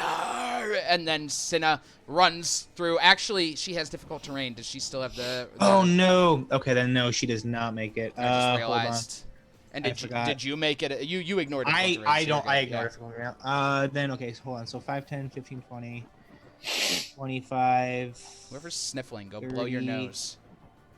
Hold on. So 5, 10, It's a lot of 15, no's. 20, 25, 30, 35. No, she can't make it. Sorry. No, that's okay. That's okay. So then minus, what did I say, 16 for her? Yeah, I'm gonna add Okay. 16 back. And then, all right, well, then she'll go there, and then Pren is going to fly over, across, and down 10 feet. And she'll have advantage on her attack, right? Yeah. Okay, Yeah. 'cause I didn't roll her. Okay, base 19 plus, I think, 6. So that should be good. Sorry. And then that's going to be 15 more damage. So, yeah, 15 more damage. No, that's cool. That's basically the same amount. All right. As Pren flies forward, and I don't know how. And then she'll fucking fly by moth- attack and fly 10 feet higher, back up. All right. I don't know how a moth attacks, but Their little proboscis just like stabs at it, I guess. All right. So she's back at 30 feet again, and she runs up and just stabs into it. It's you hear this creature is doing really rough right now. You guys are really fucking with it. And then so Joe is up, Zane on deck, Varus, you're in the hole. Joe. Okie doke. I am going to move. Oh, you need to start your turn with a wisdom save. Sorry. Yes, okay. I was just going to let it go. I was just going to let it go. I don't know if this is high enough. 16? It's not high enough. Fuck me. Sorry. Okay. That's okay. I'm the one that didn't plug up my ears. So, that sucks. I rolled really well for my damage too. Yeah. Okay. I will. You are frightened. You cannot move closer. No, I'm aware. I am trying to decide which bonus action thing I can use now. Sorry, I had my my turn. That's okay. I understand. I cannot attack with my bonus action unless I had already attacked. Correct. That is correct. Yes. Okay. All right. Is there a way that I can give somebody advantage? All right. Well, I mean, I'm going to shake it. So I'll use an action to get rid of the frightened effect, and I'll move closer. 5, 10, 15, 20, 25, 30, 35. No, you know what? Fuck that. Fuck that noise, because I can't give anybody advantage. Or maybe I can. Wait, 35. 40. No, I can't. That doesn't give me advantage. Where was I? I think it was here. No, I think it was here. Yeah, that seems right. All right. Well, then I'm going to bonus action activate my amulet, and I'll heal myself. 44 plus 4, and then I'm going to move away so I'm not within that cone again. All right. What is that? 5, 10, 15, 20. Okay. Sounds good. Yeah, you managed to shake the fear off once again after hearing that. You heard your heart. You felt your heart drop for just a moment. Pulled yourself together and moved the hell away from there. And that will end your turn. Zane is up. Varus on deck. Enemy is in the hole. Zane. Would have done 50 damage that round. Just want to tell everybody. Oof. And that is why I need you to be afraid. Where's the difficult terrain at? Everywhere. It's water. You're knee high in swamp water right now. Everywhere. Wait. Do our caps help us? If you no, it's not deep enough to swim. That's pretty good. 14. Where are you, Seth? You're way back there. Yeah, he's way back there. And I am straight up surrounded by these bad boys. Where are you in the turn order, Seth? He starts the round. He's the top of the round. So I have no frame of reference for where I'm at, I guess. He comes up soon. Why? What are you looking for here? No, I'm just trying to decide if I should attack the ads or focus the guy. So gotcha. I was just wondering where he was at. Looks like Zook is saying focus him. Yeah, I also have to think about the fact that I'm literally surrounded by these guys. So, like, just trying to think about that. So I will cast Witch Bolt at 4th level at the big bad boy. All right, it is bloodied too. If that helped make decisions as well. Yeah. So take go ahead and roll your attack. 17. That just misses. God damn it! The witch bolt flies just past the creature's head as it does a dodge, watching it fly past. It doesn't connect and fizzles out, and it turns back and looks at you. I'm rolling like dog shit. Do you want to move? Yeah. That's all I can do. All right. Varus, you are finally up. Enemy on deck, and Aldous, you are finally in the hole. Varus? Okay. Well, due to battlefield movements, I'm not going to get Joe on this heal. Also, please don't, because I just healed myself. I'm fine. 30. I'm going to cast. Flying just straight over Demetrius. Mass Cure Wounds, which right. is a 60-foot range. 60-foot range, but 30-foot radius, remember. Right. Yep. So I'm thinking right here we'll get everyone. Like right here, that looks like it'll get Zane. It'll get Grimald for sure. It'll get 5, 10, 15, 20, If it gets 25, Moke and 30. Zane, it gets everyone. It'll get Moke for sure, and then it's it will not get Joe. So, yep. All right. Moke and Zane. All right. Moke, Zane, Dozer, Grimald, Cinna. Yes. Yeah. Okay. Yep. You guys are going to be taking 23 per roll. The Forest Emperor was also a target for that, right? Whoa. Sorry? Did you heal my Forest Emperor? Say no. No. Okay. I just wanted Did to you I did not. want me to? Massive heals though. 23, Yeah. you said? Shit. You give me like I did not need 23 HP, so I didn't need glad it. that was wasted on me. Oh, Cinna needed it real bad. She was bloodied as hell. Yeah, I would say a couple of you really needed it. I needed it. So you I'm got 1 blasted. point under full, so that was. So yeah, that's All right. 23 healing points. Hide. All right. With that, as you're flying over and you heal up, that will end your turn. Enemy is up, Aldous on deck, and Demetrius is in the hole. Recharge check! Fuck. All right. That's okay. That means we have fun. Cynwrig, you ran up to the Emperor. It was Fucking kind come at of me. hanging out at Grimald, but it's as you run up, it turned to look at you. We are going to do this.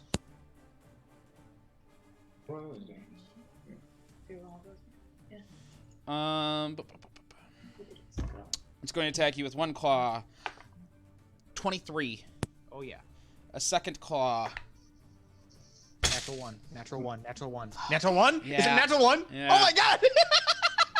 It was about to be so bad for you. If it hits with both claw attacks, it's so bad. Oh, let it happen, man. That's cool as fuck. What's gonna happen? I want. And then No, it's so. its tail swings around to hit you as well. Then with disadvantage.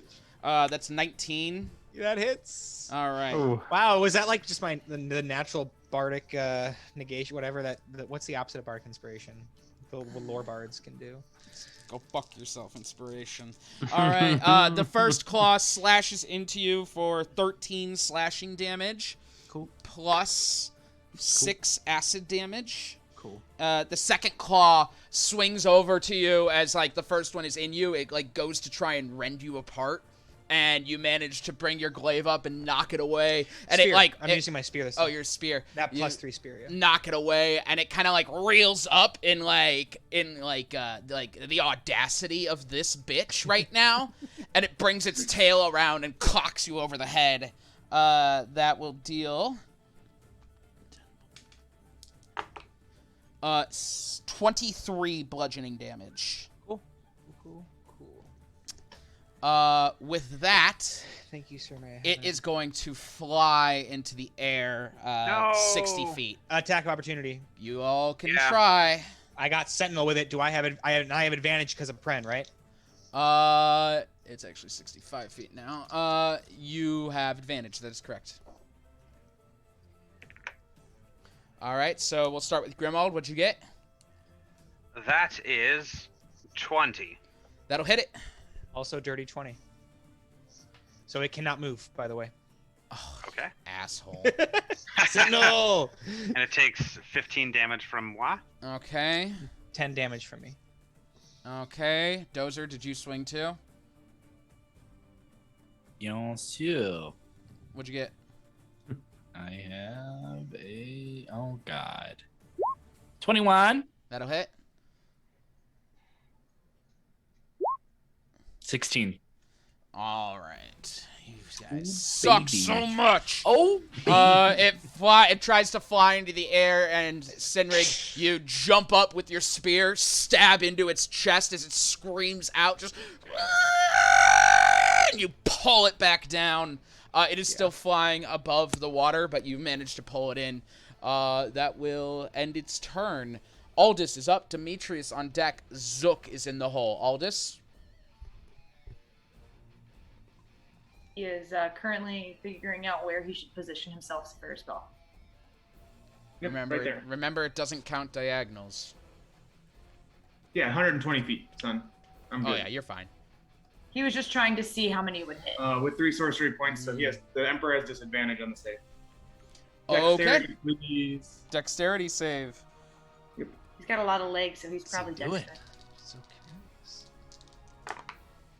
That's gonna be a 12. Nah. Fails. I just assumed it That was 5th not. level, by the way. This one's gonna hurt. Okay. That's a lot of dice. Oh, that's a lot of Oh, this is the blow right here. This one gonna taste like cinnamon. Are you Is this also gonna hit Grimold, or are you doing it this way? Oh, I see what you're doing it. You re-rolling 3 of them? Is this a lightning bolt, by the way? Yeah, I'm gonna re-roll. So you hit these 2 idiots. Yep. Not that I think it matters. I think it's. I think this is it.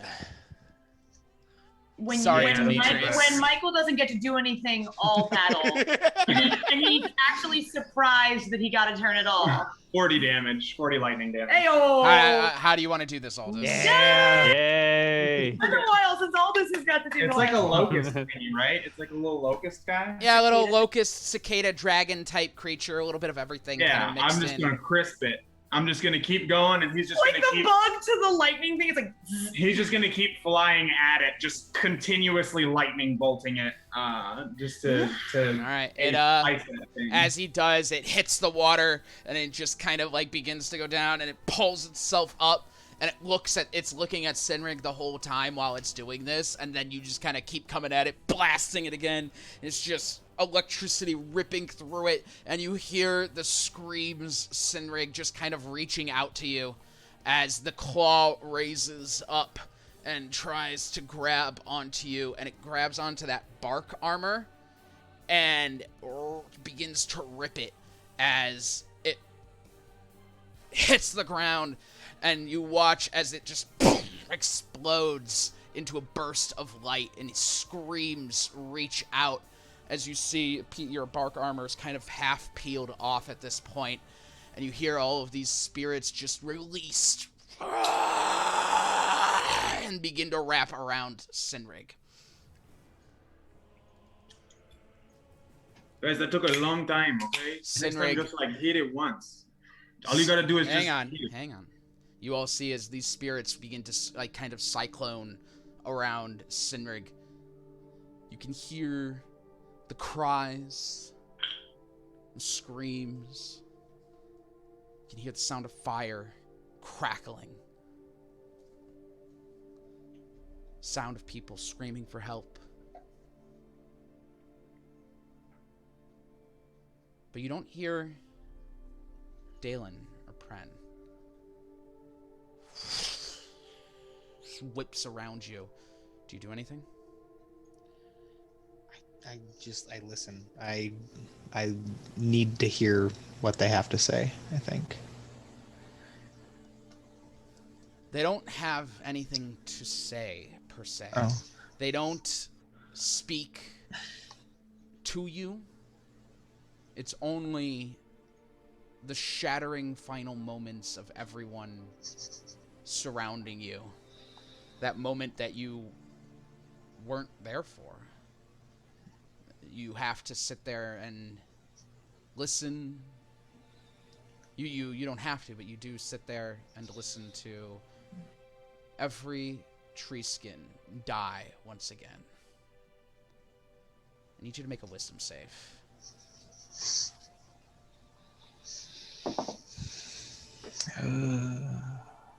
Sorry. It's 12. Okay.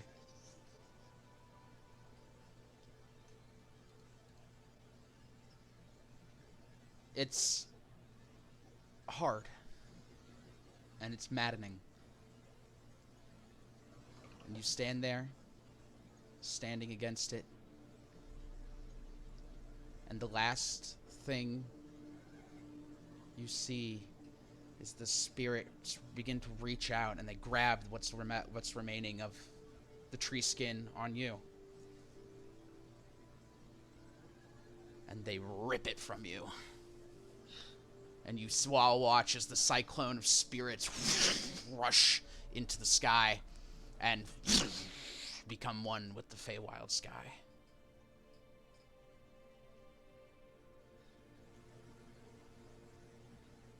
And that's where we'll end tonight's session. All right. Thank you. Oh, silence. Okay. Hey, thanks for playing. Thanks for watching. This was a good one. We will be back next week. So we will see you then. Have a good night, everyone. Stay safe, stay healthy, and as always, don't forget, Sundays are for D&D. Good night. Bye.